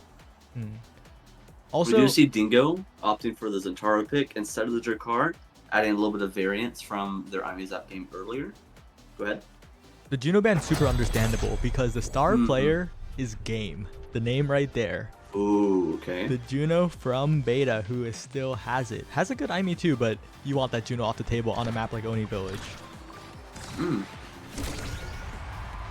And that Luna is Do we have Arcane in Chicken. this game? Yeah, Okay. that Luna is Arcane Chicken. Cringe name off, but it is whatever. Oh, a quick double. Oh, the Luna nuke. Oh, and the Luna rocket. oh, no. Arcane. Arcane Chicken. Turning What this in the into world? a little bit of a montage. What was that? Are you familiar with Seki, Saya? No, I'm not familiar with Suiseki. Well, we are about to be familiar with Seki Yes. after this match. I do believe there must be a reason why this team is undefeated so far. But both of these teams are undefeated. We see Dire putting aggression on the bottom side of the map to draw Arcane and Game down, opening up the top pass for Dingo to secure the first barrier. The Dubu wall is not enough to protect the last remaining goal barrier on the side of Cheese Fry Gaming. Yep. And the Game and Arcane Chicken are kind of playing their own mini games out here. When they have the core, they're just going for solo scoring attempts. There's a pass there though. Maybe there'll be a bit of a connection. Dire forced to play a little bit of goalie, but does so well enough. Oh, And Cheese! Cheese Kaku being taken out by the Luna, and now both members of KO them have flip. Dire has to defend, but does not have abilities. Yeah, what happened that round side was Games, Century was denying the rotate down for Cheese Kaku to position behind Dire, who was active strike forward, and that put him at 1 HP, setting Arcane Chicken up for an easy follow-up KO secure on the other side of the map. Yep, and Dubu wall popping off in front of them. A Game going up with the glitch pop. The bounce is not what he wanted, but still good enough to continue the pressure. The turret comes down, and wow, Game is just following up on everything so far. Oh my goodness! Arcane with the core flip tech to secure the nail on the coffin for set 1. I think, honestly, Cheese Fry need a little bit of scaling in the terms of speed.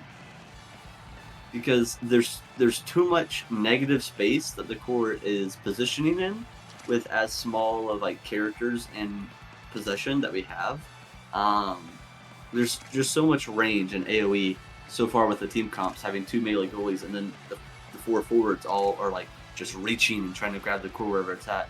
If Cheese Fry Gaming are able to secure some speed, all going. Okay, so we have aerials on Kai and Sager Striker on Zentaro, which for the most part fits that need. But Luna was able to secure Twin Drive, and Aimee her second spark, which is also agility. So both teams securing a bit more speed and aerial effect in this round. And let's see if that ultimately, that scaling plays more into the favor of Cheese Fry and how they're able to position these strike forces in this match. Oh, but Kaku with the incredible defense, but Arcane Chicken flying in to help defend, and Mandingo there to receive the pass from Dyer, and the offense is coming together for Cheese Fry Gaming. Yeah, they are answering back this round, Saya. Dingo with the primary denied the clear. Dingo showing that he is not a one-trick pony, but can play not only Dracar, but Centauro as well, that we've seen so far on broadcast and stream. Yeah, and what you were saying about that negative space definitely is true. Like, this Luna can dash across the map, this Aimi can set down turret. The map control is much superior on the side of KO them, but they get the buttons in and shoot to the bars. So smart from Mandingo. Dingo, that was such phenomenal patience. And yeah, Saya, whenever the core is more tightly contested with speed and abilities, it gives the Aimi less time to develop a setup that will score. It gives the Luna less time to have priority, throwing a rocket across the map, dashing across the map, and much more of these dashes and rockets are being body blocked, or the core is being redirected before they reach. Oh, what? The Atlas secondary went down as the core flip skirted along the outside perimeter of the map, securing the goal gate from right under Seki's nose, honestly. What is Game cooking? Dude, what is Game cooking? What was that? Game was cooking so hard, but the zero range blink. Oh no. Oh, Kaku. Wait, oh no. Oh, and Game almost gets the goal all by himself. Oh, Dingo denies the direct clear, giving a little bit more time. Kaku does not have an elusive, thanks to Luna ult, and gets the clear. Dingo denying the pass between the two players. 1v3 core control right now. Denying the pass to Arcane Chicken. Arcane Chicken working the damage on Kaku, but then Dyer, Dingo, stuffing Arcane.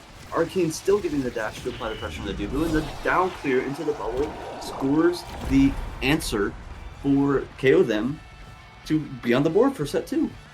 Yeah, and Kaku was so good until the very end there. That clear up was really the death sentence, because down was freedom, was the entire team. Yeah. Up was the entire roster of KO them, unfortunately. Oh, good bubble to deny the bottom gate from Game. It's able to be secured in the end.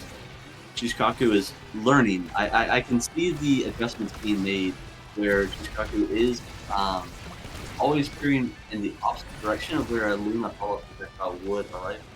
Good adjustments being made from him. Yeah, and right now, Dyer and Mandingo are positioning quite well. Kaku just needs to clear away from all of these setups, as they are doing right now. But once again, Arcane Chicken finds it, but Kaku definitely is much better at the Luna matchup than they were in the first round. Cheese Fry Gaming is going to need to try to play a little bit more man-to-man, positioning more on the Aimi and on the Luna to get these clears out of their half. Currently, whenever they do get a clear, it just goes right back to Kai, and KO them has so much space to work with to develop an offense. You see the Aimi turret go down, and then Luna's able to stuff the core onto Kaku. Yeah, but right now, Dyer, if they can get good connection to Mandingo, but once again, Arcane Chicken! The flip dash. Arcane with the tech. 2 for 2. That's impressive. That's not easy to do, guys. He knows exactly where he wants to shoot it, and he is accurate. But it is still 2-2. Cheese Fry Gaming. Quick strikes from Dingo, winning those 50s.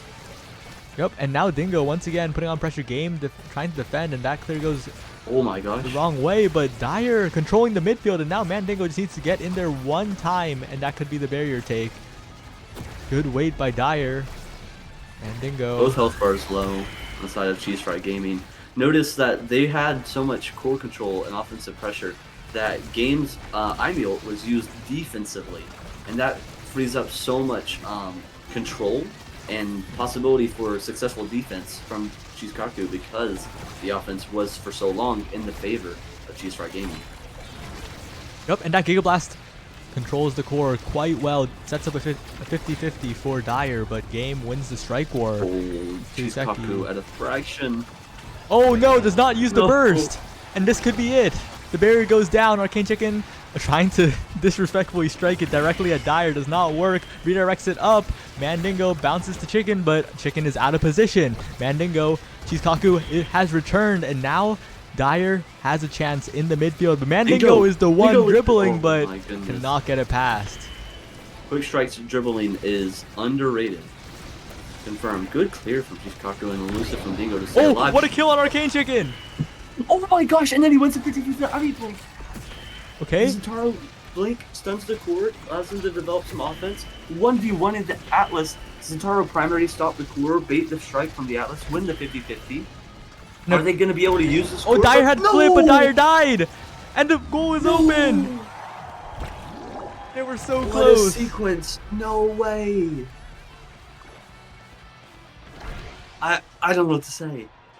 I think Dyer is walking down to position to flip the core as he got 1-2 by a Luna Rocket, Luna Dash, and maybe even an Ivy Blink. Ivy gets first pick, potentially taking the Super Surge here. Timeless instead to deny the debut. But then the next 2 picks go in the side of Cheese Fry Gaming. Okay, that Deadeye picked up. Do you agree with that one? Oh, Dyrus had it to start with on Imi's app. Made good work with it. Also having the missile prop. Deadeye also denies the Luna, so potentially a really solid pick there. Yeah, that Luna Arcane has been going for these snipes pretty much all game. Has not hit many of them, but you see one there go down in Dingo at the start of the round. If Luna had Deadeye, that could be a different story. Mandingo, maybe a little bit of frustration, has had a lot of good dribbles, but the inability to convert finally does. And Mandingo just needs one pass to Dyer, but Arcane trying to get a self-pass off the barrier is unable to. Dyer trying to get up to Dingo, but that pass, oh, Chizkaku lagging a little bit. And the Mandingo just needs this one pass for this one play against this Atlas, who cannot save everything, but that barrier goes down, and now it's dangerous. Dyer runs it through the turret with the barrage. The flip is used. The log saves it, and Mandingo so close, but Dyer back. living. What a backstep. Dyer backstep dodged the Luna Dash and the Imi Bubble that would have killed him. Okay, but Game getting a pass. Yeah, Arcane looking for the KO there, does not convert. Chizkaku finds the clear through the middle. Oh! The late Zentaro up to stall out the Atlas primary and secure the top corner. Bro, this could be our game 5 side. This could be it. Set 2 was close after a 3-0 sweep in set 1. But it looks like as the side of Cheese Fry is losing rounds, they are learning, adjusting, improving with every single set lost. Chizkaku holding down that barrier, forcing more abilities to get used, which allows for an easier conversion on offense. Yep, and there's a lot of meter on the side of both teams. Mandingo has flip. If they got the barrier, that could have been a barrier into flip and to wait for goals opening, but unfortunately cannot secure it here. But gets the dribble. But what a primary! We see Arcane dashing out of the topside positioning, leaving it open, and we see offense immediately applied from the side of Cheese Fry onto that top side. Dingo getting real low here. Midfield core flip used. Unfortunately, cannot wobble around the game blink. Yeah, there is no elusive remaining. Can Chizkaku hold it down though? We've seen, honestly, a little bit of blundering from Cheese. Been consistent, but has fallen a little bit short whenever it's mattered the most. But right now, had the flip, but did not decide to use it, and that could be a difference maker here. They don't get KO'd. Crucially, that combo could have been bad. What a redirect from Dingo! Oh, but it goes back up to Arcane. It goes to Game, and Game has a flip, and Arcane has the rocket. They were so close. The core went just past Chizkaku. So one thing that I think happened was Arcane used the dash flip from the top corner, but Chizkaku Dual redirected it at the same time, which sent the core back into Dingo's possession at core flip speed. And that's why they were able to secure the top barrier. Okay, Chizkaku trying desperately here. Does not lose the barrier, importantly. Has an orb to heal a little bit back up to get a little bit more meter. And it just dribbles around Game. Does Chizkaku have Pauldrons? Chizkaku is a Pauldronser. Is this Pauldrons? Oh my gosh. Oh, and Game. So good at following up there. So good at setting up, following up. And Dyer, unfortunately, not on top of the play as Chizkaku does not have the strike. And it is all falling apart. They were so close. They can still bring it together. They have it. They had it. KO them goes up to match point. I believe in Cheese Fry. I believe they can bring this back. They've had promising showings on offense. It just comes down to how long can they hold a second goal barrier. Yeah, and What a Giga Blast from Dyer. I do think one thing that Chizkaku could do is give up on the barrier. Oh, good flip. What a good flip. Really Dyer stays good flip. alive. But I think Chizkaku could consider giving up on the first barrier earlier. Ooh, what a barrage, by the way. Not only the barrage, but they cleared that around the Imi turret. Instead of going, like, being stuck on defense, the Imi turret positioned them. Oh, what a save from Suki. Suzeki has the presence of mind to strike second there. So much panic, of course, that even the timing mix up with the bounce on the bottom wall. But Suzeki managed to defend it all. Has the flip, but game is there to cover Suzeki. Dyer needs a good pass or a good attempt. Mandingo going in. That's a good pass. A good clear as well. Cheese Fry Gaming is holding such consistent core control, keeping the side of KO them on the defense. Not able to apply enough pressure to score on Chizkaku. I hope to see Chizkaku use core flip before losing his first barrier. Oh, but Chizkaku managed to save it. The quick strikes comes in clutch, and we got a pumpkin patch in the top left corner of the map, denying possession. The core flip does come in to save himself from being KO'd, and we see now the gate opens, Dingo, but then the Atlas secondary comes out, preventing any offensive attempt coming in, and Arcane is able to deny the bottom clear and secure the nail in the coffin last goal barrier for the 3-0 sweep. Cheese Fry Gaming was so close, though. They were one goal away, one opportunity away. They just could not find the last opening. Well played. Was that last set 2-2? No, last okay. one was 3-1. Yeah, 3-1. But the second one was 2-2 into 3-2. They were so close. Yeah, that was a phenomenal performance from Cheese Fry Gaming. But KO them, Game and Arcane, with the offensive pressure they were able to apply with their coordinated, ranged abilities, pinched and like poked the Stubu to a point where there was no good clear angle, and there was not much Dyer or Dingo could do to help defend against it because of the nature of their abilities. And there's only one more left. One more undefeated team face off after this. 2.5 woman versus Chikara. Oh my gosh. Yep. So that will be maybe the Aragoli run back. Essentially? Yeah, I would love that was to the Aragoli team, right? Yeah, 2.5 woman is the Aragoli team. Okay. Wait. Oh yeah, team of all time. This is the one we watched before last round.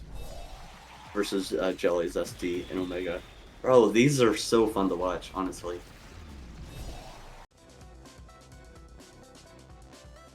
Alright.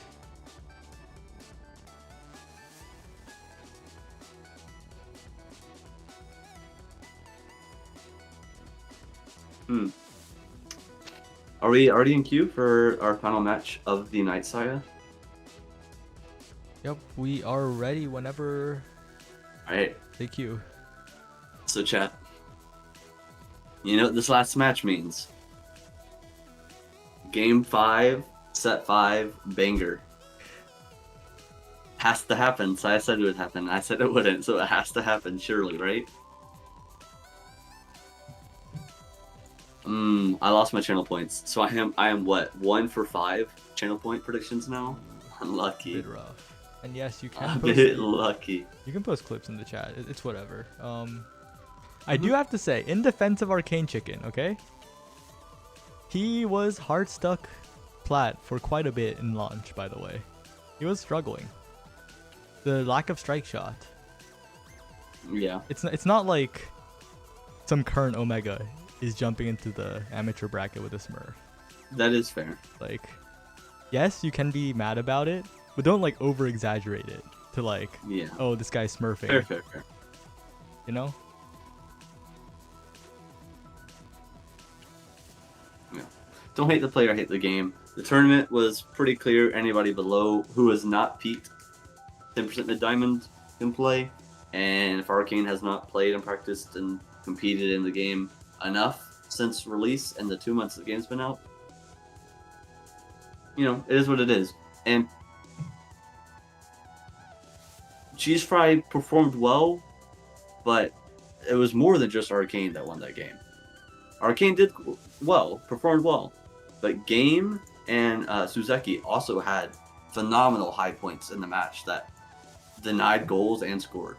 Yeah, I think the MVP was Game's IME turrets because they just I provided would so agree much with map that. pressure. Honestly, I would Yeah. agree with that. And we have the IME Zap run back, our favorite map. Saya, shake on that one. We get an IME Yep. Zap game 5. Let's go. Okay, so Chikara on the left, 2.5 woman on the right, and we are seeing a bit of a preview of what these picks could be. Glitch Heart on the Asher goalie, perhaps. Ooh. Is that a Julie band? Julie is pretty good on this map. 2.5 women. The match that we saw on stream, which was on Atlas Lab, was Era, goalie, Yep. IME midfield, and then Julie at forward. Yep. So we have the Julie band come through, so it's going to force a change in team composition. We see the Era first pick, most likely Era goalie. We will see. And this is a pretty favorable map for the Era goalie, to be honest, out of all the We maps. see IME mirror midfield. IME's Oh, okay. Oh my gosh. Okay. IME is not a character who frequently sees play on IME Zep, but we do have the Juno forward versus the Asher. This would be really interesting. One thing I want to really set an expectation for, Saya, is watch the Era swarms from net down the middle of either lane and see how those Era swarms can convert into a kill either into the well or off the bottom of the map. Yep, and this game is full of peak performers, except for Cat Kupo, who is brave enough to dream for Sparkington City. Sparkington City is a viable strategy, Saya. Being the only is Cat Kupo the only spark player? of strengther. Oh my gosh. So if Cat Kupo is able to scale, it's going to force players to take a first spark to deny in the future. We do one thing that wasn't pointed out yet is 2.5 women are running double siphoning one in the forward role, Yeah. potentially leading into more KO priority. No magnetized, no split kicks on a core control comp primarily, which is going to be interesting. Yep, and honestly, I think it's all about how much value can these IME turrets and these Air Tornadoes get. Oh no! Wow. Hanon is able to pitch the core, and then Chikara jumping into position to dunk on Ketty with core flip to secure the first goal. I don't believe Napolem even got the first gate off of Glitch. Yeah, the gate stayed alive. Glitchheart on the Atlas, that character, so good at defending that barrier, and Glitch pressing the right abilities too. That strike was great. This secondary not needed, but just in case. And even the flip doesn't get the barrier. Finally. Okay. I think Glitchheart actually tried to core flip earlier, but was stunned from the Asher ult and not able to core flip at an earlier moment to save that barrier. And Cat Kupo- Juno throwing a slime to deny the bottom clear, forcing more possession. Yep. And Ketty, crucial strike war win, saves the flip. Cat Kupo still has it now. Selenia again. These strike war wins are so crucial for those resources. Has the flip. Okay. Oh, that was too close, Saya. That was like a goal line save. Anon denying the pass while setting themselves up for a shot attempt with the glitch pop into the IME blink. Not able to convert. Cat Kupo, I believe, denied it with strike shot. Passing away from the June with core flip, setting up Ketty top side with an IME turret. Winning the strike board, Selenia needs to commit and be able to convert on a pass here. What a slide. No. What a shot. That is Chikara. 2 on the board for them early in the set. Now, 2.5 women, I think, are just being outmaneuvered by the double slick kicks. Yeah, This not having early. any speed is a little interesting. I'd be so interested to know the approach for the double siphoning. Maybe it was a translated strategy for whenever Selenia was on the Juliet and had a little bit more damage potential. But they are able to secure the gold gate and deny the core flip, so the map is open now. This is a scoreable round.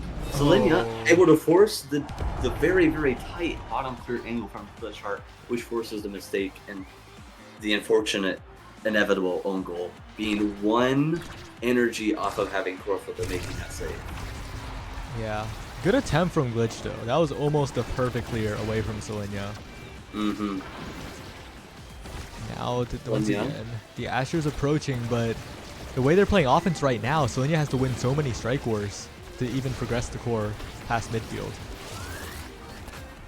Maybe, Saya, the approach and reasoning for the siphoning one and lack of speed gear is because you do have an era goalie, which would enable you to take a more diverse opening strategy using the era speed to gain more midfield control. Yep. Oh, but Kakubo cannot get there in time, and first round goes to Chikara, but I do see a little bit of hope in the draft for 2.5 women if they can hit. Yeah. One thing about that last goal was Anon Icy was able to get a glitch pop bubble onto Kakupo to briefly stun and slow that rotate, which denied that last clear. We see Atlas first pick with Wanderer, Infinite, and Replicator on the board, letting the other team take their picks first. Wait, tempo swing over Hotshot? Whoa. Oh, that is unfortunate because now they are all in on the damage, actually. Yeah, I feel Chikara just really, really likes this draft. We see no second spark, but then the heavy impact tempo swing cast the last. Full investment on a KO strategy versus an Atlas. They're committing to it. Yeah. What you have to do to a degree, you cannot backtrack off your initial awakening versus a Juno Atlas and say, oh, we're going to try to have more core control than them now that, I don't know. But they are hard committing to the KO approach, which might not pay off this round, Saya, but it could set themselves up for a reverse sweep. We'll have to see. Oh, and the blink from Ketty denied the top pick of Glitch Heart, forcing the 50 win from Selenia to secure the first goal. I mean, that was a massive change in player individual skill, where not only are they disadvantaged from a strategical perspective when it comes to core control, but they got the first barrier and secured the goal in a relatively quick amount of time. Yeah, I don't know what changed. I think it is the cast to last, actually, giving them more speed to work with, more time on that speed. That is true, Saya. Oh, but the slime is perfect. Kakupo realizes too late to use the flip. Fantastic goal for Chikara J. This round so far is building up. We almost have 6 core flips going into this round, Saya. Juno winning the kickoff initially, a back bubble from Ketty's gets the clear, and in the blink core flip Atlas primary, Ketty immediately recognizes that mistake. There's the lack of patience with the free emote. We see Icy blinking a little bit overcommit, giving Selenia an opportunity, and then the arrow swarm to match the Imi turret to secure that clear. Well played. And but Kakupo overextends a little bit too much to the bottom, and has to use the flip. Good use of the flip, good timing, but that pack splitter does not connect, the flip does not connect, and the resources are falling a little bit apart for 2.5 women here, but the offense continues regardless. Ketty and the arrow tornado through the middle, specifically straight through the middle of the map, and no, not enough speed. It slips through the top. Fantastic flip and fantastic angle recognition for Glitch Heart. Puts them in the lead again when it looked like it was going up for 2.5 women. Chikara bounces back. Good adjustments from Ketty playing the Juno matchup a little bit differently than they had been. Engaging into the Juno matchup instead of trying to play around it. Stepping on the slimes and accepting that damage, using the siphoning one healing to mitigate the damage that you would receive, enabling more core control. We just use Selenia in a difficult scenario trying to force a core through 2 players.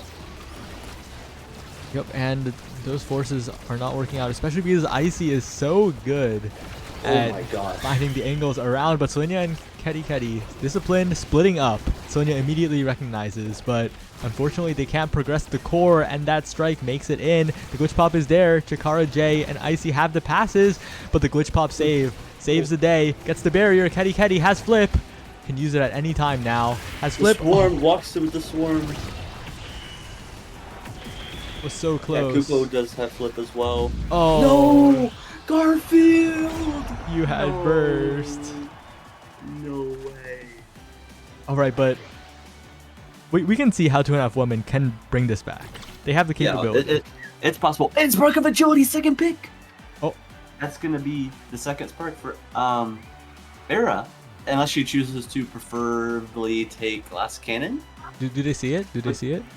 I'm not sure. Okay, see glass.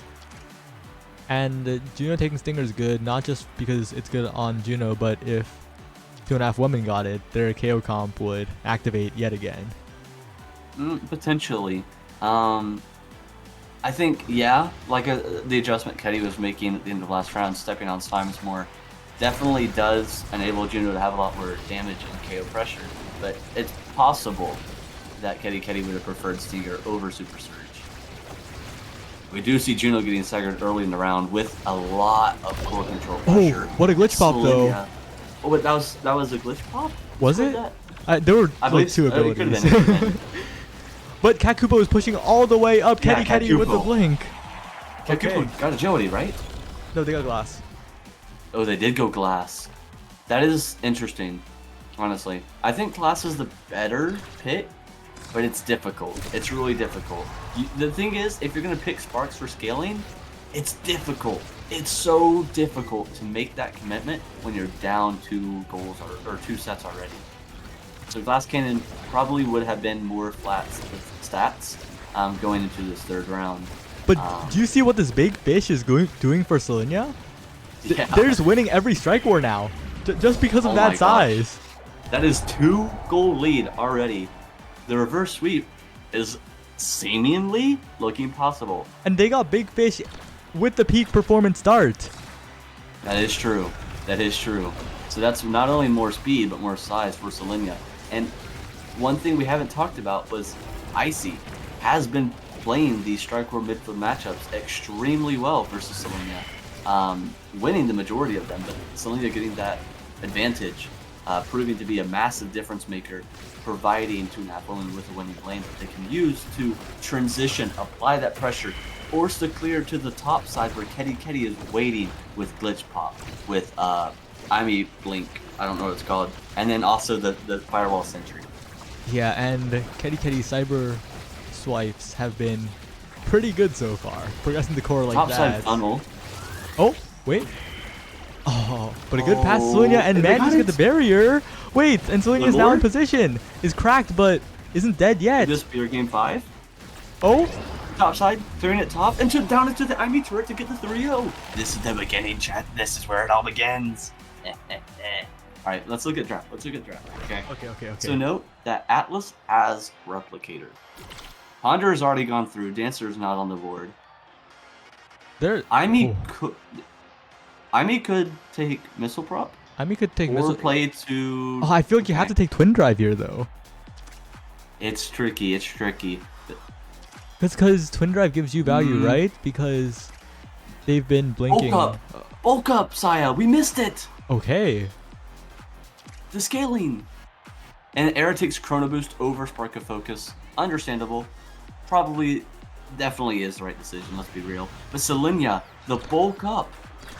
The triple size scaling now. The triple stagger. Selenia will... that size. Yeah, correct. Selenia will take quite a while to die, and also with that additional speed, with that additional power, will be a force to reckon with in the midfield. That is a lot of tick marks on an Asher, let's be honest. Yep. And Selenia might not be done scaling as well. Kedi trying to walk up with the core, gets a good angle for Selenia, but the strike is a little bit early and the KO comes through. Kedi, any follow-up? No, unfortunately. And I think that Twin Drive could be the difference maker here as Glitchheart is walking up. Feels a little safe, I think, doing so.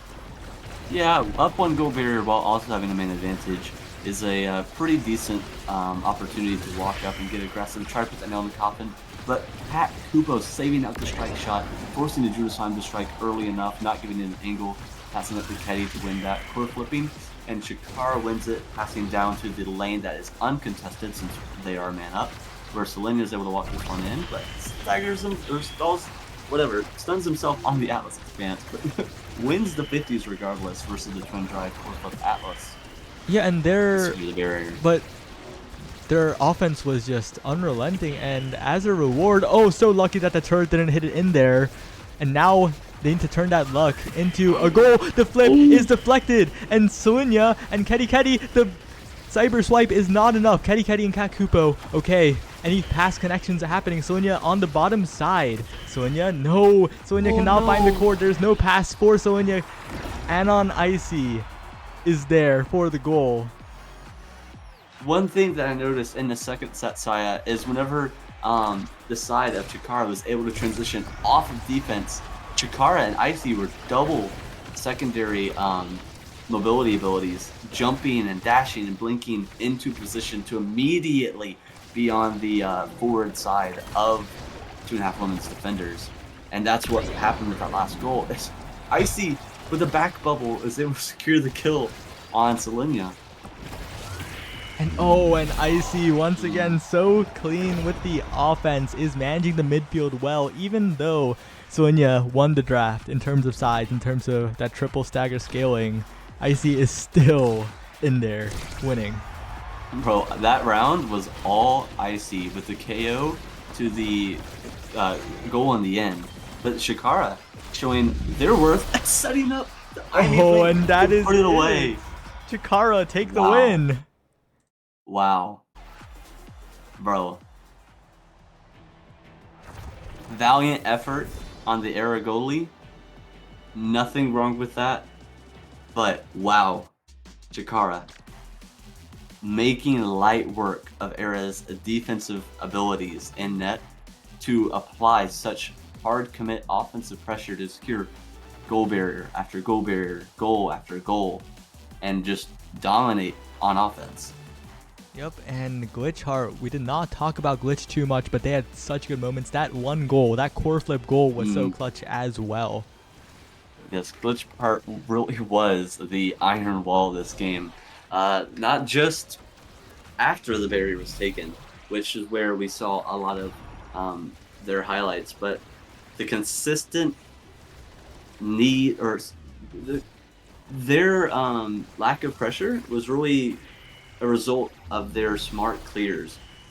One thing that's really difficult to do on IMEZAP is transition from being pressured on the top side to a successful clear onto the bottom side, or the side that is not being pressured by the enemy team. And that's something Glitchheart did really, really well, was being able to clear really smart clears consistently that enabled his forwards to transition onto offense. Yep, and overall, even if you lost that last stream game, you still have to be proud. 3-1. 3-1, and that last game was against the best of this tournament, you know? Yeah. You were up there. There's 3 teams who finished 4-0. We have Team of All Time, KO Them, and Chikara. Congratulations. Undefeated in the first amateur series. I'm surprised, honestly, that the teams that won didn't just win by the skin of their teeth, but they kind of showed why they're winning. They did assert themselves as a well-rounded team with no weak links, where all players are able to carry their weight and contribute to winning opportunities at an individual level. Yes, and also, I really enjoyed like the different play styles that came out from each team. They weren't just playing the same thing, the same like whatever worked against. Like, yeah, like, of course, not throwing shade at like top players. There are a lot of different team comps there as well, but here you really saw the individuality of the players shine. That's true. That is true. We saw teams tailoring their playstyle to themselves instead of tailoring themselves to their team's playstyle. And we saw that really with Aragoli. We saw that with Kai Forward. We saw that with a few Asher Forward picks, honestly. We saw that with the double Imi midfields on Imi's app, which was sick to watch. Imi is pretty good in net on Imi's app. We don't see much midfield Imi on this map, like ever. So it was definitely a nice breath of fresh air to see in the Omega Strikers scene. A little bit of a middle ground between what I felt like collegiate and pro play is this amateur series where we have these players who are really close to being in that top echelon of competitive talent. Yep. That was fun. That was. Yeah. I hope everyone enjoyed because that was like really fun to watch. Yeah, and it was pretty quick as well. I don't think, yeah, we stayed within like a 3-hour time limit, which was the expected runtime of this tournament. So a really easy participation grade for every team who entered. And I would love to see even more teams enter into future tournaments for these. Shout out to Winton for the best team name and also a 3-1 record. So Winton, who lost to a 4-0 team round 1, was able to bring it back and secure a 3-1 tournament run. So congratulations to them. Congrats to pretty much every team that was either 3-1 or 4-0 winning record in probably most of their first tournaments. Big congratulations to all of them. And it excites me and gives me great hope for the competitive development and future of this game, Saya. Which is something I know you're like extremely invested in. Yeah. Right now, Wait, what were you gonna say? No, I was gonna ask what's next. What's next? You have to find someone in the Omega Strikers category to raid. Okay. So Ideally, a while you do that, participant. sounds great. If anybody in chat knows anybody from any of the winning teams, the 4-0 teams, let us know. Also, everybody watching, y'all are the MVPs of this tournament, supporting the amateur scene, supporting the TO, the people who put in all the background work to make this happen. Saya and remind me who hosted Saya. Yeah, the tournament organizer for this was It's Jack Ryan, and So shout out Jack to Ryan. him. Yeah. Thank you. We need more Omega Strikers, bro. I could watch OS every day. Most people who like are up to date with what I'm doing on a daily basis is I am working on that Awakening stock, and a large reason why it has taken so long to update is because every time there's a tournament being played, it sucks my attention and instant distraction. Part of the reason why I'm casting. But yeah, Saya, thank you for bringing me on to cast my first tournament. It was a pleasure. Everybody in chat, y'all real ones, thanks for watching. And I really hope that like we keep this ball rolling as a community and keep having tournaments and support for amateur players like this as we move forward with the game in the future. All right, we're gonna raid Nina Slifer and Chikara. So see ya over there. Shout out to them. Drop a follow here. Drop a follow there. All right, chat. Oh.